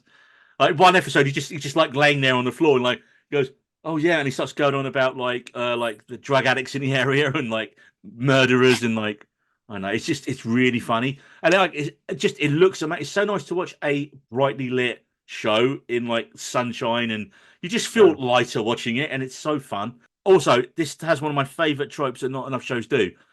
It's got a narration at the start for the voiceover recap. Because that's what a voiceover recap is. It's a narration. Great work, Neil. But Keep that in there. Keep that. They in get there. Did you just increasingly explain that to yourself? I did, and I realised I shot myself in the face as I was doing it. But the recap voiceovers, they get increasingly more sarcastic and deranged as the show goes on. Ooh. Because like by I think the third or fourth episode, the voiceover goes like, "No one really listens to these anyway, do they?" And then he says something bizarre, and you're like, "Yes, you're now going to get me to watch the recaps. Never That skip has recap hooked on the me. show." Yeah. Now I'm watching. Now I'm definitely watching that show. Also, Zach Braff guest stars in it later on. Oh, I did see that in the trailer. Yeah, so that's another little reason. Tonally, it kind of reminds me of the Fargo and the Coen Brothers a little bit as well. You know, it's that mix of crime and comedy they do really well. So yeah, big recommendation for me here. And yes, the monkey's in the show. It's not been bad yet, but hey, there's only a few episodes left, so it's got to be bad at some point. Oh, the thing about these shows, especially since they're based in Florida, is you got to. I'm curious to see how much of the stereotypes they push with the locations. Because was it Roadhouse. Roadhouse was like, okay, that's in the Keys. Roadhouse. To some degree, it's actually very accurate, but there's still some things that kind of like, that's not really Florida. But I feel like Bad Monkey could probably get it We're like, pretty we need a close. show in I'm the gonna help you out. villages. I'm going to help you out here, Jose. David. I'm going to help you out here. I'm gonna Go on, Ben. I'm gonna help you out here. When people make TV shows and movies, they don't. It's all made up, like it's not real. So therefore, sometimes some stuff isn't right to actual real life. This helped me like realize that there aren't wars in space. That I was really quite worried about up until last week. All right. Let me tell you something. There's one movie. Let me it's tell you actually something, brother. One movie that Listen is here, on man. its own is pretty good in general, but the fact that it gets Florida pretty right, Never Back Down from 2008. Sean Ferris, Cam Gigadint, known from Twilight, and Amber Heard. Digimon Hunsu. I butchered that one. That was close. But- That was close, though, Jose. Well done. Digimon Hunsu. So No, like, don't go anyways, back to it. it's about a Move on. family who loses their father, and then the main actor is a high school student coming to Florida, and he moves into an apartment complex, and it's like, oh yeah, this is definitely Florida. This is totally Florida. It's not beaches. It's like inside of Florida a little more than farther away than, but it's like, and then there's like a rich family that he ends up fighting the son who goes to high school. Yeah, it was with like a him. fighting film, wasn't it? It's Karate Yeah. Kid. It's Karate It's- Kid, except it's UFC. Actually, you know That's what? the film. Absolutely right.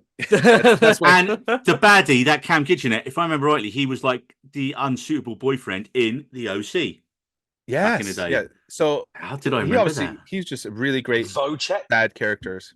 Holy shit, Ben. Yes, Vocek. Wow. All right. It's because me, Glynis, and a housemate are rewatching the OC right now. Oh, well, that'd be why then. Yeah. Yeah, so that movie actually got mid Florida, like inland Florida, really well. So I had to mention it. I still think a villages based one would be good. Well, Hot, That'd be Hot Fuzz is exactly like England, so Yeah, they got Nice. that right. I love that. Also, if you say Beetlejuice 3 times, the guy won't turn up. I'm sorry. But We'll find out about that in a little while, Jose. We'll find out about that in a little while. Last thing I want to talk about, because it's back.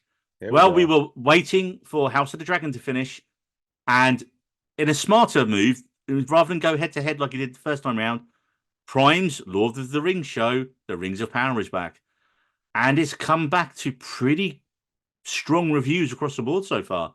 Empire gave it 5 stars. A lot of people are saying no, this is really good, and I actually really liked season 1. And I thought it looked amazing, but I thought the dialogue and the acting was a little bit weaker than House of the Dragon. And that's kind of, I enjoyed both shows, but I think that, whereas season 2 of House of the Dragon, because HBO are tight bastards, I was like, oh, it's people in rooms talking, and not in the good way, David, not in the good way, like Prime Game of Thrones was.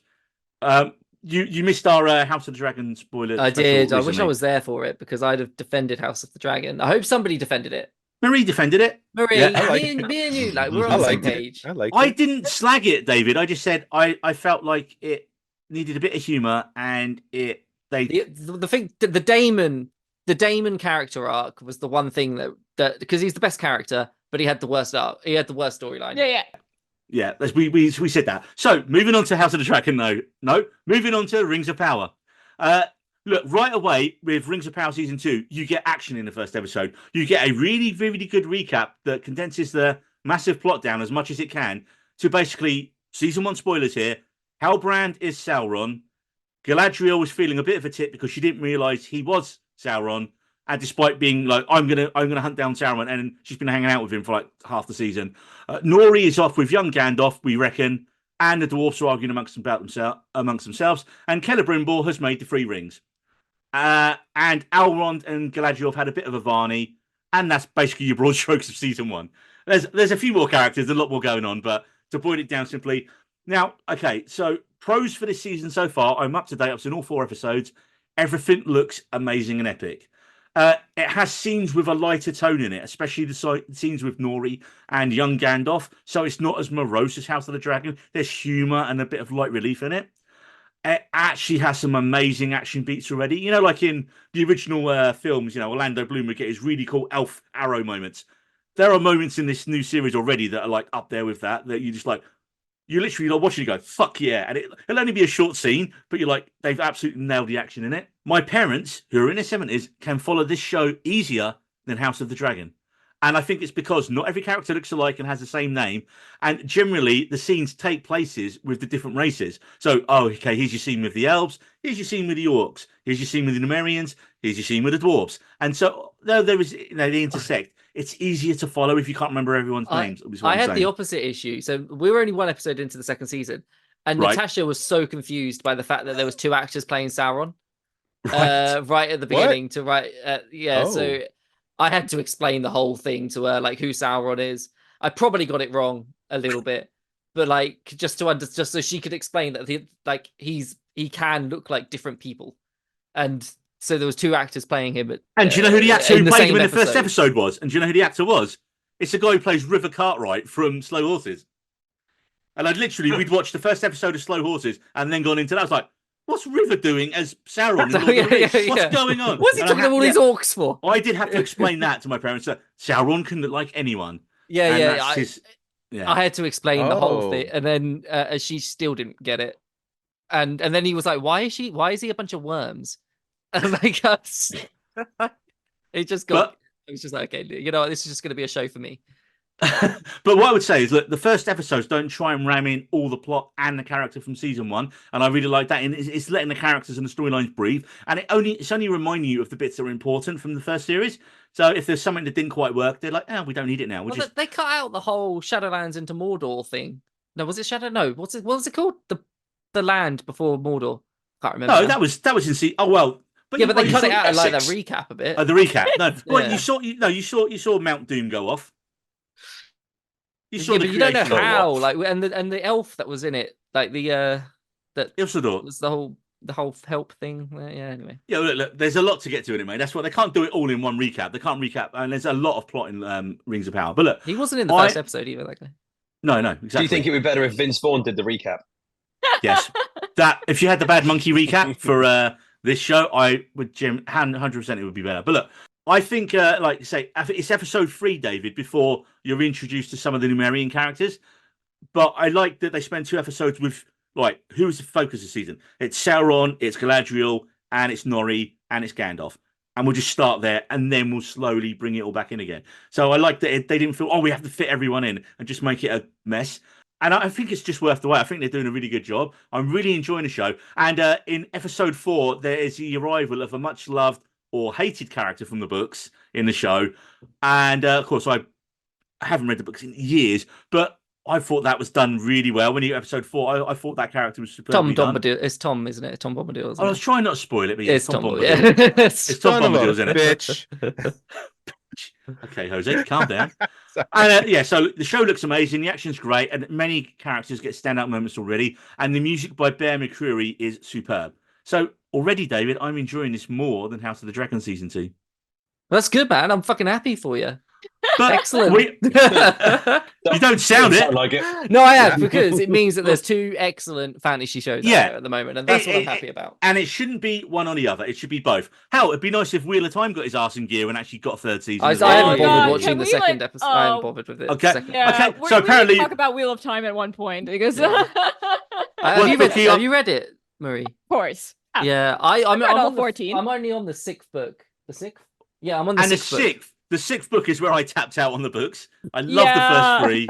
I And then I was like, I really struggled with the slog as well. I tapped out for like a year and then went back into it. And oh God, is this blasphemy to say? I Say it. Just say it. We'll Say tell it. you. Say it. Say I mean, it. I like the last three, and that's obviously when Brandon Sanderson took over. Like he did use his notes, like he. So I'm like, but I think Sanderson's writing style is like so much more easier than Robert Jordan's. So Yeah. I'm like, I feel like I know I've noticed the Way of Kings in the background. Yes, I have. you also don't know that Brandon Sanderson is David's favorite author. I mean, And I can see the Way of Jose- Kings. Like Jose went to Comic-Con in Florida and got a signed copy of one of his books and then mailed it back to David. Two oh, books. so That's one sweet. actually. Two because- books. And I got You a can't video get of him this saying dust cover. hello. Yeah, he got a Can video you message get from him. Mistborn signed for me? I mean, if I see him, I have lunch with him every once in a while. So now moving on, Ben and David have not caught up with us fully, and they haven't seen Beetlejuice 2. To be fair, they've both got good excuses. So Ben's wrangling rock stars, and David's got his pregnancy pillow and baby poop situation going on. So it's fine, guys. It's not a problem. But now we wish you adieu before we move on to our spoiler section, where me, Jose, and Marie are going to talk Beetlejuice. Beetlejuice. Beetlejuice. Don't say it 3 times, Jose. You know what? We should all say each once. I was about to That say would there's make 3 it of us fun. left now. That would be 5 times, and that's ridiculous. Yeah, because then he'd just be hanging around waiting for No, the no, next time no. to go back. He'd be Just fix that- here once that- and a half. You know what I'm Gentlemen, talking about. It's been a pleasure once as always. Ben, see you next time. Yeah, thanks, Zoe, man. Always a pleasure. Enjoy your Beetlejuice spoiler talk, and I'm going to go and watch it and let you know what I think. Cool. And David, enjoy the pregnancy pillow. We'll Thank see you you again. guys. Good to speak to you, beautiful people.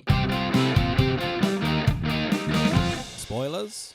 Where we're going, there are nothing but spoilers. Right, so you've heard the spoiler warning, and now we're going to talk about Beetlejuice. Beetlejuice. Beetlejuice. So now we can talk shit about Ben and David as they have left. But no, instead we're going to talk about Tim Burton's Beetlejuice. And for the love of God, no one say his name a third time. Well, I think we've probably said it about 30, 40 times already in this episode. So the setup is taking place over around 34 years, because the original was 1988. We finally have a Tim Burton sequel to The Ghost with the Most. And it's written by Seth Graham Greene, Alfred Gough, and Miles Miller writing the script. Now, the only returning cast members from the original, other than Michael Keaton's Beetlejuice himself, are Winona Ryder's Lydia Dietz and her stepmom, Delia, played by Catherine O'Hara. If you want to know why Charles Dietz didn't return, trust me, do not Google the actor, because you do not want to. No, I was just surprised how much they used his character considering everything. They didn't really, though. They Did find like quite a clever workaround. Yeah.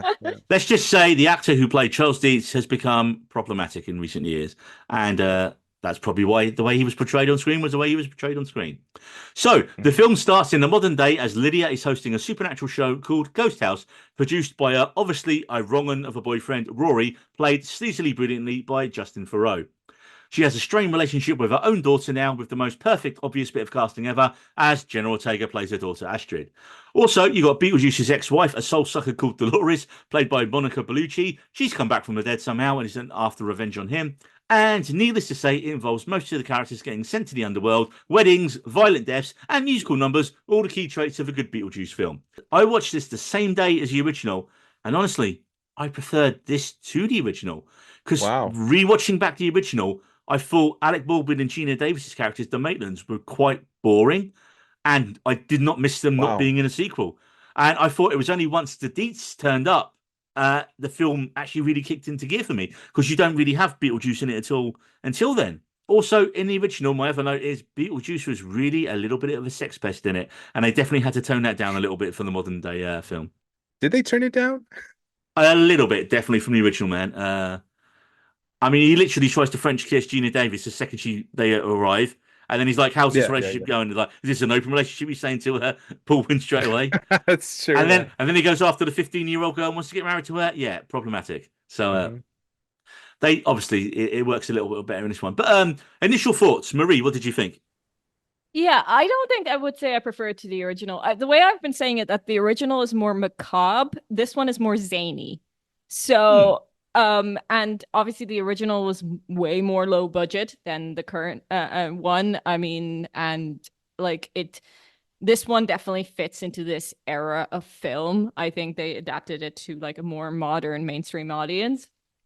But I did still have a really fun time with this. I really enjoyed it. Seeing Michael Keaton as Beetlejuice again, it was just so much fun. That is just such a fun character. One thing that was a bit weird, like I love Winona Ryder, but seeing a grown-up Lydia was, I don't know, I did find it a bit jarring because like she was just so like embodied in my brain as like this goth teenager character, and her like obviously people grow up, but like her like getting out of that persona, like and I thought the way they took the character was actually quite interesting. But like seeing her as a mom and now struggling was, I think, a bit strange because like Hashtag goth mum. yeah, I wouldn't see her like, I wouldn't like, if I watched the original, I wouldn't see her getting married and settling down. I would see her more in her strong, independent woman era. But of course, Jenna Ortega was like a great casting choice, and I think they did a really good job of basically separating her from Wednesday, because that was like my main fear when I heard about the casting, where like, oh, because that was also produced by Tim Burton, where I was just like, directed by some of them as well. yeah. So I was just like, oh, is she just gonna play Wednesday? And I think no, they did a very good job of steering away with that, but also the costume design as well, where I think they purposely kept her original hair color and not given her black hair like her mother. Because otherwise they would have looked too much like Wednesday. I do pay attention to the costume design, and the costume design was actually done by Colleen Atwood, who's like I've been kind of a stalker of her for a very long time, so that was cool to see in the credits.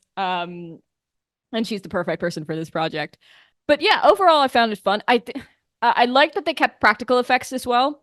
Like I really like that they kept the majority practical. Like but they did still use CGI, and the some CGI did not work that well for me. Like the sequence when they're being sucked into the phones. Ah, yeah. I would have, I mean, that was like a reference, of course, like with the long faces to the original, and which was done with practical effects. I love that they kept the sandworm practical. The second film of the year with giant sandworms in it. Yeah, I was Yes. thinking that. I was thinking that as well. I love that they kept that practical. I love that they kept like the underworld, like the death space, majority of it practical. I do think there was maybe a bit too many plot elements, and all of them got resolved far too easily. I mean, to quote another film critic, barely an inconvenience, like some of them. Yes. Like it's because like and I did call it. I mean, we're going spoilers. Can we go Oh, yeah, spoilers? Yeah, I mean, I did call the dead boyfriend immediately. Like when she saw him, I was just like, oh, he's dead. That Like, one was I- a surprise for me, honestly. What? Yeah, I didn't jump for that. I was I didn't.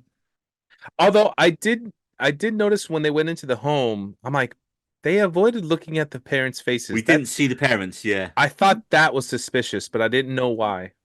Well, it's funny. Aw. We really should have got that, Jose, because it's hinted at in the trailer. Like, there's a line in the trailer where they're like, Winona Ryder's like, Oh. I need to get my daughter back from the underworld. You know what? I avoided the trailer because I was like, actually- you know, Well, okay then. So there's one thing in the trailer. There's a line in the trailer where oh, they changed it. They changed it. Yeah, so there's a scene in the trailer when Astrid opens her like college room door and there's like the ghost thing in it, and she just turns around dead-eyed, like very Wednesday-like actually, to the like the preppy girls in front of her and goes, "Yeah, well, laugh it up when you're like Banging your when Pilates you're in your instructors. 30s, when you're in your 30s and you're banging your Pilates instructors and you're in your third marriage." And that line wasn't in the film. They changed the line completely. Yeah, when you're on In your the third film. child with your second husband or something, or Yeah, it was like lost all the bite of that line. I was like, what? Why is that not there? Mhm. But it's funny you say about the Wednesday thing, Marie, because I remember reposting the Beetlejuice trailer when it came out. And I went, oh, hey guys, new Wednesday trailer's dropped. And so many people got snotty and didn't get the sarcasm on it. Wow. I was like, it was a joke. I literally had to put underneath, it was a joke. And like people were like, this is actually the Beetlejuice trailer. It's like, you got yourselves a film website. I was like, all right, calm down, man. Jesus, Oh my it was a goodness. joke. But yeah, I was really glad that they didn't make because do you know what? It shows you how well the film's done and how like usually people do not dress up for screenings in Dover. There are Oh about wow. 7 or 8 people wearing Beetlejuice shirts, and one lady, one awesome lady, was dressed in a black and white pinstripe suit, and Nice. I was like, awesome, like this is the right crowd for it. And this was like, what was cool as well is it was a 5:30 screening on the opening weekend on a Friday. I was like, it's going to be full of fucking kids. This is going to be horrible. And there was lots of kids and younger people, but the second the film started, they were in. Oh And wow. what I liked about the first Beetlejuice and this one as well, I think will do the similar thing. It's a gateway horror drug for younger kids. Like this is the there were scenes in this film that will absolutely terrify the shit out of kids. And you're like, it's like they are pushing the 12A to its limit. The baby Yeah, stuff at the end, what the definitely. hell, man? Oh my God, that was really creepy. Oh yeah. I I mean, mean, that made Train Spotting not as bad. Jesus. I have to agree. I definitely am a fan of the original Beetlejuice more. And I agree with Marie. It's like, what was the terms you used? Oh, Uh, Beetlejuice one was macabre, and this macabre, one and was this is more zany. zany. I think that really kind of emphasizes exactly what I thought. It was a fun movie, but again, I also agree they had too many plot points that were never given enough time, and I honestly think Monica Bellucci was just wasted. Oh, wasted. Mhm. Yeah. Yeah, so She wasted. she had some great opportunity to be more than just someone who sucks souls, and like she did, they didn't even give her a reason to suck the souls other than Yeah. she was looking for Beetlejuice and two people got in her way. Now, if like she became more powerful as she sucks the souls, or if she needed certain people, or Yeah, even Or right. needed if that the to people, keep her alive. yeah, Like, or even if I honestly at one point thought, oh, the guy Bob, great character. I thought she was sucking his soul to get his information, but no, it just she just sucked his soul, and I'm like, they could have done so much more, but they spread everything out so much, and like I liked the plot points. It's just that there was no depth to any of them, like the dad um the dead boyfriend, being a murderer, like that was just it was just That could they have went been what a main plot of it, really, it couldn't could it? have yeah. been You honestly, could have and then had the dead boyfriend, trick, keep that the same, have him trick Astrid mhm, down to the underworld, and then it's Winona Ryder having to go down there with Beetlejuice to get him back. You didn't need yeah. Monica Bellucci's character in it at all, sadly. Yeah. And they barely used the book like, oh, that's how we're going to find out about sandworms. They should have been a slightly longer Bit more about series the book. set up to where she read it a little bit more, like maybe just having her read it while the boy was talking and be like, Yeah. oh, interesting, and then calling it back. But the fact that she rushed to it, and I liked most of the song choices, but the one they used for the The wedding ends, scene, yeah, It just it went just on didn't way hit. too long. Yeah, Like it just yeah. like it started off funny, but then it just dragged on and it on. was Like it was not memorable. obviously referencing Deo from like the original, Yeah, and Yeah, that sequence, like it's memorable, but it's also quite short if you think yeah. about it. yeah, Like Mhm. it's not that long. I think the choir when they brought it back was even longer, that scene. Like when they brought it back for the Oh yeah, funeral. yeah. So, and yeah, they did it twice. They did two voiceover songs, didn't they? Did yeah. they? It just, Yeah. I think it started up and then went into something else, and it just kept going Oh on. yeah, yeah. I mean, yeah. Yeah. So another character, William Defoe's character. When I saw, oh, William Defoe's in this, great. He's awesome Oh, and everything. Again, actually, could I have been liked him cut a from the lot. film. I liked him, but again, he served Could have been cut. nothing to the Yeah. plot. Nothing to the Yeah. plot at all. Like in Mm. defense, like I fully admit that the first one does not make complete sense either. Like the first one gets resolved as well, but then once again, it's a sequel, so you would think like maybe a bit more thought went into it and with a Mhm. bit more budget. With free Um, writers. yeah. Or even having Beetlejuice show off what he does a little bit more, like that could Hmm. have been a funny like scenario to set him up. It's like, hey, this is what he does, so he's actually shows how good he can be, or how good at being bad He's he can supposed to be be. the villain, isn't he? I would Yeah, have started it with just Beetlejuice going about his average day. That would have been funny to me. yeah, Hmm. Before or starting. He didn't need the Monica Bellucci plotline, sadly, in it. You could No. have just hmm Beetlejuice just being a dick down in the underworld is all you needed. And then, God, wait, the Deetsies girls down it? Great. That's my way to get, even though it's still problematic, still wanted to marry her how many years later, despite the fact he's got that photo of her when she was 15. Still, Oh. yeah. Yeah. I But did did you? like I the don't know if you backstory at like. least. saw an interview with Winona Ryder when somebody was asking her like about the sequel and Lydia's Mm. character, where Winona was just like, "Oh, I actually kind of wanted her to marry Beetlejuice when I was in the like original movie." Oh wow. It's just like now as an adult, I know how problematic that is, but that's the only way I saw Lydia's character going, actually marrying Oh, man. Beetlejuice. I thought Yeah, that I was very forgot how funny. young she looked too. Like until the Ah. photo, I was like, Well, wow, yeah, she was a child. well, I watched, like I say, I watched both films the same day. I watched like the original in the afternoon, then went straight to the cinema to see the new one. And yeah, she was 15 in Beetlejuice. Yeah, it was like Wow. her breakout role. Yeah. And like the next year was Heathers, and then there was Edward Scissorhands and all that. So she was, and it's funny, you look at duality, her and Jenna Ortega are basically having the same career path as it is. They're like the goth girl of the moment. Well, she was also in Scream, so it wasn't necessarily a goth situation there, but she's just in a horror situation for sure. Yeah, I mean, well, she's done a lot more work, I think, than Winona Ryder did back that time as well. Mm. But I can't. But I know she's obviously like 35 odd years older. But I still can't believe how similar Winona Ryder looks in the film. Like that was Yeah. just in the face. Like whoever did like Oh, the yeah, makeup yeah. on her face, she looks exactly as you'd expect her to look. That character to look at that age. Mhm. But it was so. I want to say I don't know if I want to say jarring, but it's just like I can't. I think no, not jarring. It's the opposite of jarring. Like I can't believe what a great job they did of matching the look of the character from like that. Like you look at it and go, oh, it's just her, but older. Honestly, I think Yeah, it's just a testament to Winona Ryder looking great for her age. Mhm. I Yeah. like that she's kind of come back around. She had like a few dodgy years where she got in a bit of trouble, and then she's come out the other end of it now, which is good. You know, Stranger Things is like a big meal ticket Yeah, back, and then she's getting cast yeah. and stuff again now, which is great. And she is a great actress. She's a really good actress. Mhm. I got the re-release of Heathers recently, and oh my God, it's you forget Oh, how hard that film goes. I mean, when one of the lines near the start is, "What the hell, Heather? Fuck me gently with a chainsaw." You're like, Jesus. Oh Jesus my. Christ. That's not even the Wow. worst of it, Jose. It gets so Wow. much worse.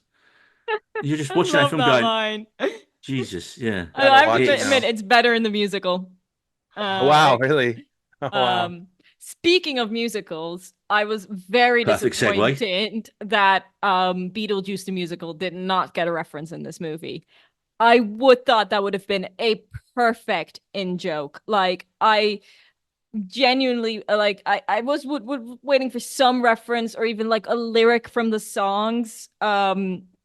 Because like I am such a massive musical theater nerd, and the Beetlejuice the musical itself has had like almost like a macabre history because it was on Broadway and then it just kept getting canceled and kept bringing coming back.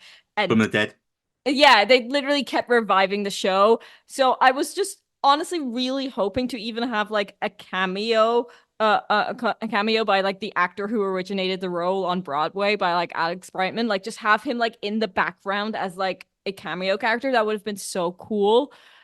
Cool. And it's like so I wrote yeah, I was really hoping for just like a little nod to the musical because like I think they are interconnected at this point and the musical itself is also really really good. I was about to say, how success, because I hadn't heard of the Beetlejuice musical until you mentioned there was one. You really no, I I knew mean about that's it, the but I thing, didn't know it was that good. it has a cult following, Okay. like the original Beetlejuice movie, I think. Among musical theater nerds, it's good. Like it's definitely not my favorite musical, but like it has some pretty good songs in it and And would any of those been a better choice for the end of the film? I Ha! mean, maybe that would have been a bit too much of a reference because of obviously the songs Yeah, relate yeah. to the Specifically to the. first one specifically.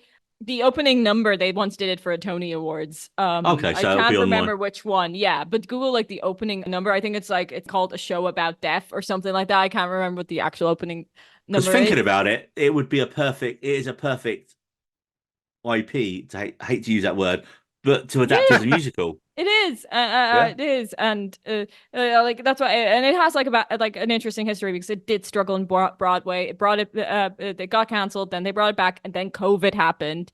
So it's there's also another reason it has a cult following because it never really had a chance. But so yeah, I was really hoping, especially in the musical, there was like a scene with all different types of Beetlejuices, like where he's like Oh, basically wow. like mirroring Variants? himself, but because it's a musical, like different actors play it. So I thought, oh, maybe if they did a sequence of different, like all Beetlejuices, and they would just have the original like Broadway character. I don't know. I would have like really liked to have a reference there. Yeah, thinking about it, he didn't really do a lot in it, did he? For the film named after him. I'm just like thinking back, I like mean, he does more, to be honest, as you pointed out in the first one. Like, Mm, He had more screen time for sure. he had definitely more screen time in Yeah. this one. I really like the therapist scenes of him pretending to be a couples counselor. I Oh thought my that was God, yeah, hilarious. yeah. Like, That was also very traumatic at the end with the baby. I was just like, yeah. holy oh my shit. God, like when he that is. like speaking of gateway to horror, I mean, to be honest, that was too much horror. Like when he was like gnawing at her leg and you could see Right. like the I was like, teeth marks and the blood. She I was just just didn't like, react. I Jesus was like, what's Christ. going on? Well, while we're talking gnarly stuff, the recap we get, which it was in Spanish, right, or French in your screen as Spanish. well. It was Spanish. Okay, Yeah. because I was just like, it went on so long at one point. I was just like, It have was they just dubbed it wrong here? No, Yeah. no, that can't be the thing. Yeah. But we Oh, didn't yeah, get that was pretty funny. subtitles. We didn't get subtitles, Jose. So what were they saying? Wait, you didn't get subtitles? You didn't get No, subtitles? there were no subtitles on the In our flashback bit. showing, they had subtitles. Yeah, No. did show, but We it was got obviously chips in the UK. it was obviously in Portuguese. So, like they were Oh, speaking Spanish, and I was trying to read the Portuguese subtitles. It was very confusing for me, so I only Oh, got no. like half of the stuff that was going on. Yeah, I mean, it's pretty straightforward. Like, he was saying what he was saying. It wasn't Yeah. really very. yeah. I don't think it I was don't think really- we it was like, needed this is- subtitles. Like, fell in love. Yeah. Yeah, like she Yeah. poisoned She him, then he portrayed him, chopped and her then up. he chopped her up. Yeah. God Like, damn it, again, it's Cineworld. Get your shit together. I'm just saying. God damn it, man. maybe they thought Americans uneducated, they'll need subtitles. Like British yeah. people don't. I don't They'll know. understand. That was a Spanish. major burn, Jose. Wow. Although the irony is you could understand it because you speak Spanish. Yeah. Yeah. I mean, I think at least, was it 30% of the Americans are Hispanic speakers? Yeah. Yeah. We're a minority. Basically, the second language of the States probably now, isn't it? Right? To be fair, mate? Exactly. Yeah. Yeah. Honestly. One other thing we'll talk about is like the music as well. Like we've been talking about music. Danny Elfman's theme at the start was just yeah. Oh, I do Yeah. love And Danny throughout. Elfman. Like, and I have to say, other than like, like we talked about the wedding sequence, they picked a very odd song. But other than that, the soundtrack was also pretty. And I like how Yeah. it melded between itself. One of my favorite things of the whole film, because as they're trying to tie all the plot threads together towards the end, and it does get a little bit messy. But what stopped me from? I still enjoyed it, and I enjoyed it a bit more because I just gave into the craziness. I didn't Mhm. care about trying to make sense. I mean, Yeah, the yeah. Soul Train, I loved the Soul Train, man. Yeah. And they just kept going back to it. I was like, yep, give me more of this. Like, I was like, wait a minute, this is where you go to die from there. Why is everyone so happy and dancing and wanting to get on there? It didn't make sense, but I didn't care because it wasn't explained and it didn't need to be. It was just like, these people are going to be dancing and it's going to look like 70s disco New York. Go with it. Okay, I'm there. It's funny because like I didn't catch every song, but in my head I'm like, oh, this is gonna be something Neil's gonna enjoy. Like he always talks about songs and movies, and Yeah, I I, just figured- didn't know as many of them, to be honest, Jose, because it was not really Really? my sort of genre of music. So, oh, was it Tragedy was in it earlier, wasn't it? Yeah, it was. That was the big one, first one. Yeah, yeah. The plague scenes, man. I was like, wait a minute, he's just killed his wife with an axe.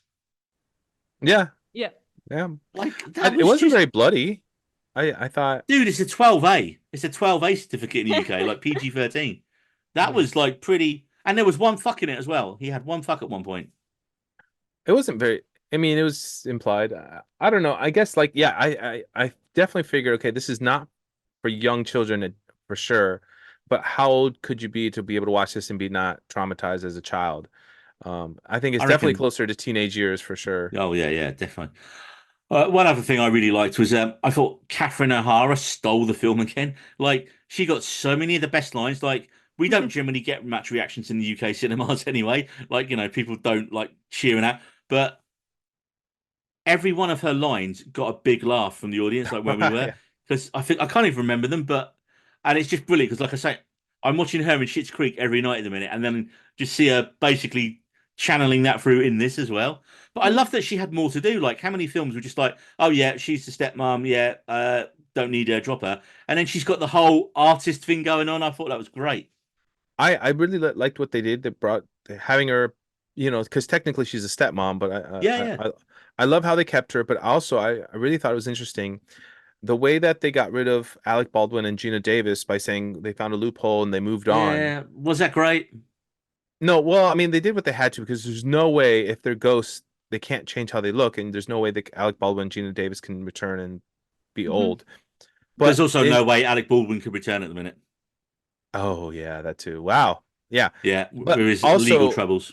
the way at the end of the movie how they explained her moving on, that allows both parents to move on, and then that way there's no real way for them to return in case that, you know, sadly if someone passes away and we want a movie later on, we don't have to worry about them being kind of I mean, eaten I by a wasn't that shark. fussed, to be fair, because like I said, watching them back to back, I was like, they're kind of boring, and the film only kind of gets going once Beetlejuice turns up.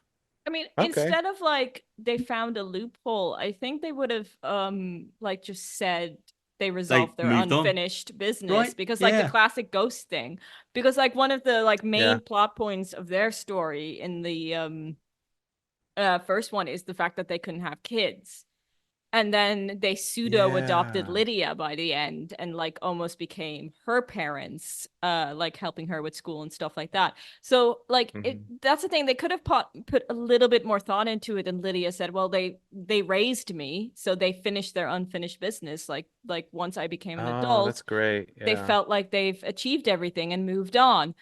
Done. That's like the thing. It's just like plot points in this movie got resolved so easily, and like not much thought was put into them. yeah. Like it's better than them not being resolved at all, but it's just like one little line and that's done, or just Hmm. one little trapdoor to hell and that plot point goes off. Yeah. Yeah. Like I gotta it's say, all of their plot points, like they were great concepts and great ideas, but they just rushed through them. yeah. I think that's the only downside. It's kind of the opposite of a great movie having a simple plot and just being fleshed out well.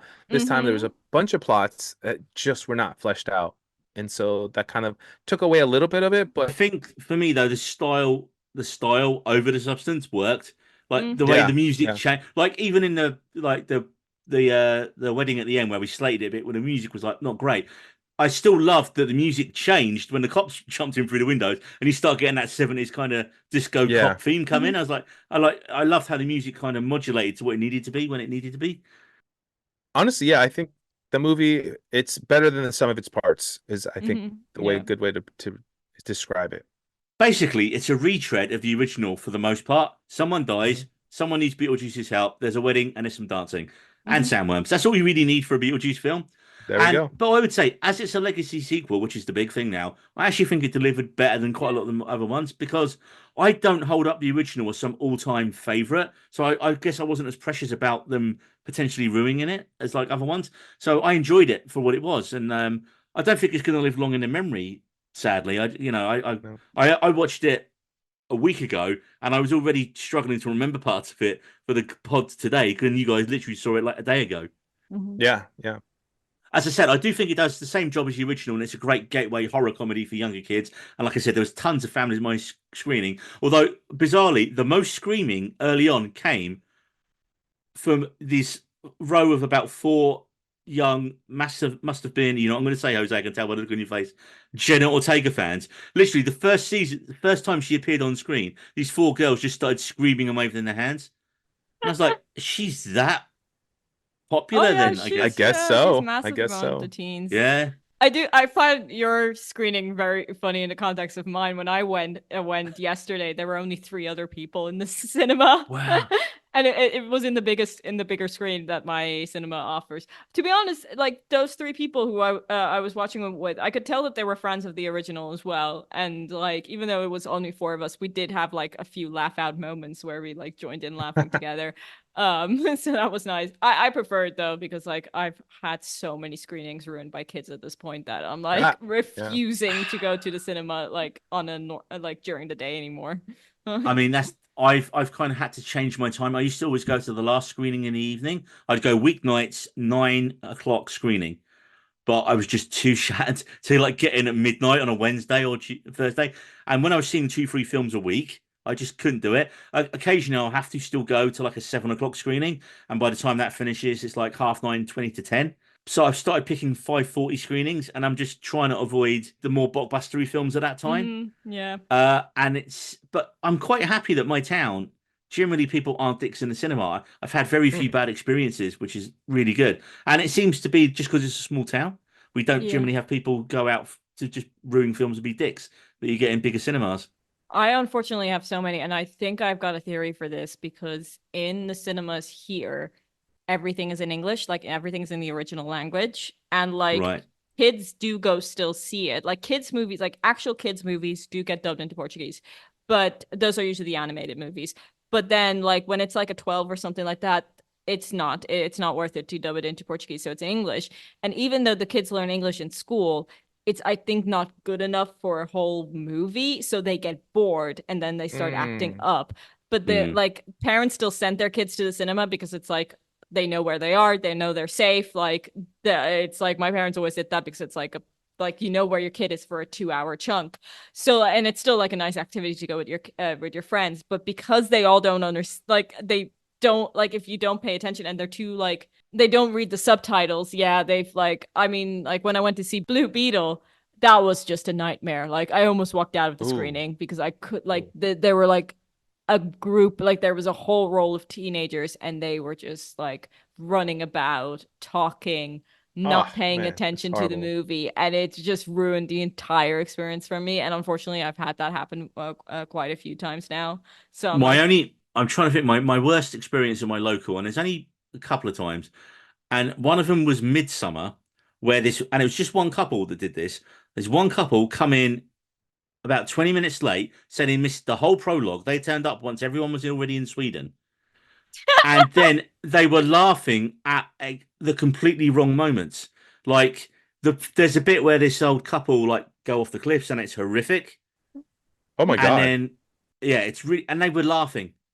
And in the horrific bits of the film, this couple were laughing and just like, oh, look at the state of that. And he's like, you are not the audience for this film. Get out.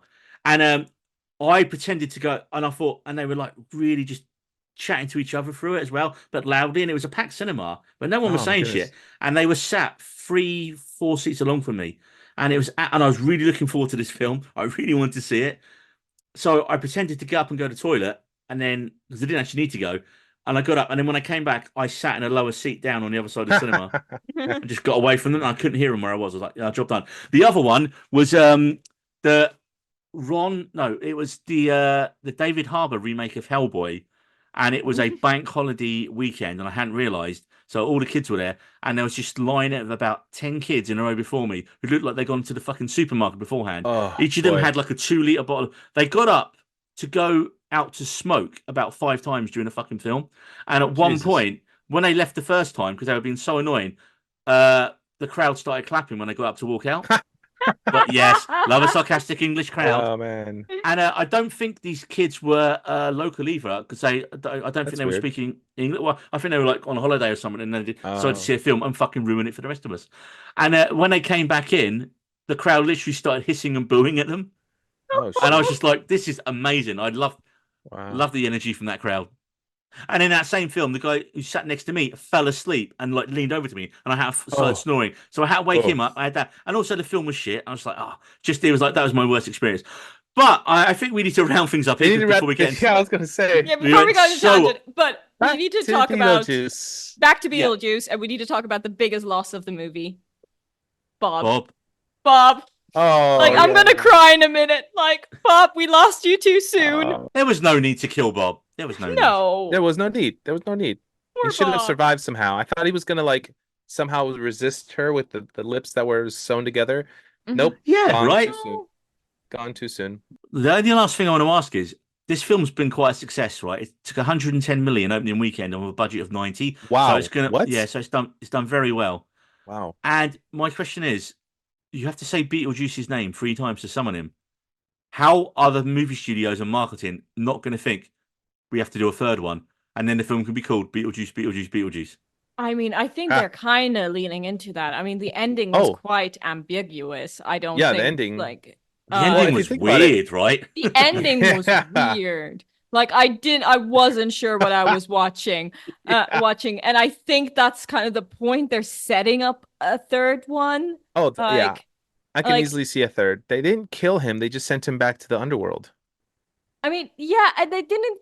No, they did say his name 3 times. They did. Yeah, to but send him Although back. that was also anticlimactic too. I felt like the way that, Yeah, she just said it quite slowly. Like I was Yeah. like, you could just punch her out during that time. Like Right, it was in the original movie, like Gina Davis and Alec Baldwin are like struggling to say his Yes! name. As Yeah. compared to the ending of the original, I completely agree. That was just because she was just like Beetlejuice. I'm gonna wait a bit, and it's just like I was like, you Oh, could he's like blowing just up. yeah, It was so weird. yeah, I have to agree. Well, and of course, that final scene, I'm just looking at like the Wikipedia. Sometime later, Lydia films the final segment of her last episode of Ghost House, opting to spend more time with Astrid. Despite this, she still continues to have nightmares about Beetlejuice, including one in which Astrid gives birth to a child Beetlejuice. After a false awakening within a lucid nightmare, wherein Beetlejuice lies beside her, Lydia looks at the side of the bed, realizing he hasn't given up on pursuing her. yeah. Yeah, it's Now, definitely a the third. problem is, how do you do a third one? Because you have to have him be the full villain in it. And then people will complain, "Oh no, but he's not really the bad guy. He is the No, bad he's guy." the bad Michael, guy. Michael Keaton has said he is the bad guy. I think this is their opportunity to just go full change the story. Now they've kind of done the rehashing of the daughter being the person sucked into the afterlife. Now they have an opportunity to really flesh out a good story. It doesn't have to be connected to the first two. They've already taken care of those. They had 35 years to get a good story here, and they kind of got half of 3 good stories and threw them together in one. Yeah. Yes, but I feel like I think there's a story in there because it's like sequels aren't about retreading, it's about reinventing the characters in different scenarios. I mean, if you call this a legacy sequel, right? Okay, this is the first one in any legacy sequel idea is that you give the fans what they like from the original and then try and take the story in a new way. So I would lean into the horror. I would have it Beetlejuice just really try and get Lydia in the next one. You could have Beetlejuice get her down to hell, and then her daughter's got to come and save her. Maybe. Yeah, I think that would work really well. It's kind of. I mean, basically, as I've said a few times, for a Beetlejuice film, you need really funky musical numbers. You need sandworms. You need someone to die. I mean, I suppose the obvious one. Oh no, she's already dead, isn't she? Catherine O'Hara's character died in it, didn't she? Yeah. And she I forgot. moved on. And she moved on. Yeah. Oh, well, I forgot she was dead. I literally. I was thinking because you can bring her I mean, back. they And do then... again. They do it quite quickly. It's just like snap, dead. Like, yeah, and also the ending. I mean, it's not her actual mother, so I think, yeah, maybe she wouldn't be that so sad about it. But it was just like, okay, bye. You're off to the underworld. Like... Yeah, and the husband as well. Like the husband who was like stuck, he got killed in the Amazon. That was a bit like. Yeah, Didn't really That was hit. anticlimactic. Yeah. that was Yeah. anticlimactic, and I thought they left it open because they're like, is he still alive? Because they're like they never found a body, so maybe Yeah, is that yeah. the like the plot twist that instead of like being this perfect dad, he actually became a deadbeat dad and just abandoned them, and like they just assumed he was dead. I thought that's what they were heading for, but no, then you just saw him like covered in piranhas after. That did make me laugh. Though the little piranhas just. Yeah. And again, practical. practical. I loved it. Yes. Also, like shout out, I love the climate change angle. Like like her hanging up the poster. I think it said "We are all toast" or "We are all doomed." I was just like, yes, that's something I would do. You feel seen in this film, Marie. Exactly. In that moment, I was like, okay, that's very relatable. Well, that's all the time we have today on the We Need a Rose podcast. I'd like to thank my co-hosts who are still here. Firstly, Marie. Marie, where can people find you on the socials? Well, you can find my podcast, which, if you want to find out how not to be toast, is called Two Girls, One Reasonable Cup. It's all about living a low-waste lifestyle in your 20s. Today is actually our 2-year anniversary. By the time this episode gets released, it's not anymore. But actually, today we released our first episode 2 years ago. You can follow us on Instagram and Twitter, and you can also find me personally at Life on Mars, like the David Bowie song. And I'm on Instagram, Twitter, and TikTok. And people really dislike me on TikTok, so please come on TikTok and say hi. Ooh, okay. And Jose, where can people find you on the socials? Yes, I'm a photographer, so the main 2 points of contact is my website, jlopezphotos.com. And Jose, And- you know what I'm going to ask because it's a running gag every time now, every episode. J. Lopez photos, are these photos of Jennifer Lopez you have taken? They are not of Jennifer Lopez or of any of her weddings. Multiple Yet. weddings she's had. Yet. I don't know. At this point, I'm scared. It might be like a jinx. Continue, my friend. I am also on Instagram at Jose Lopez Photos. I made it simple on there. And you can find me for any of your photography needs. I will travel, and I need to update my passport, but I will travel internationally if you ask. Alrighty then. And well, don't forget, if you like what you hear, you can give us a follow or a subscribe on your podcast platform of choice. Interact with us on our socials. I run our Twitter at Needed Roads. I forgot the we, so it's just at Needed Roads. And David occasionally posts on our Instagram at We Needed Roads. And let's be honest, that's probably not going to be updated for very long. He does do stories, though. I send him a prompts and go, David, post this, and he'll post it as a story. He just doesn't do actual posts. So check in on occasionally for stories to see what we're releasing throughout the weeks. And also, we want your comments for our next episode because we are going to be doing our top 10 cancelled shows of all time.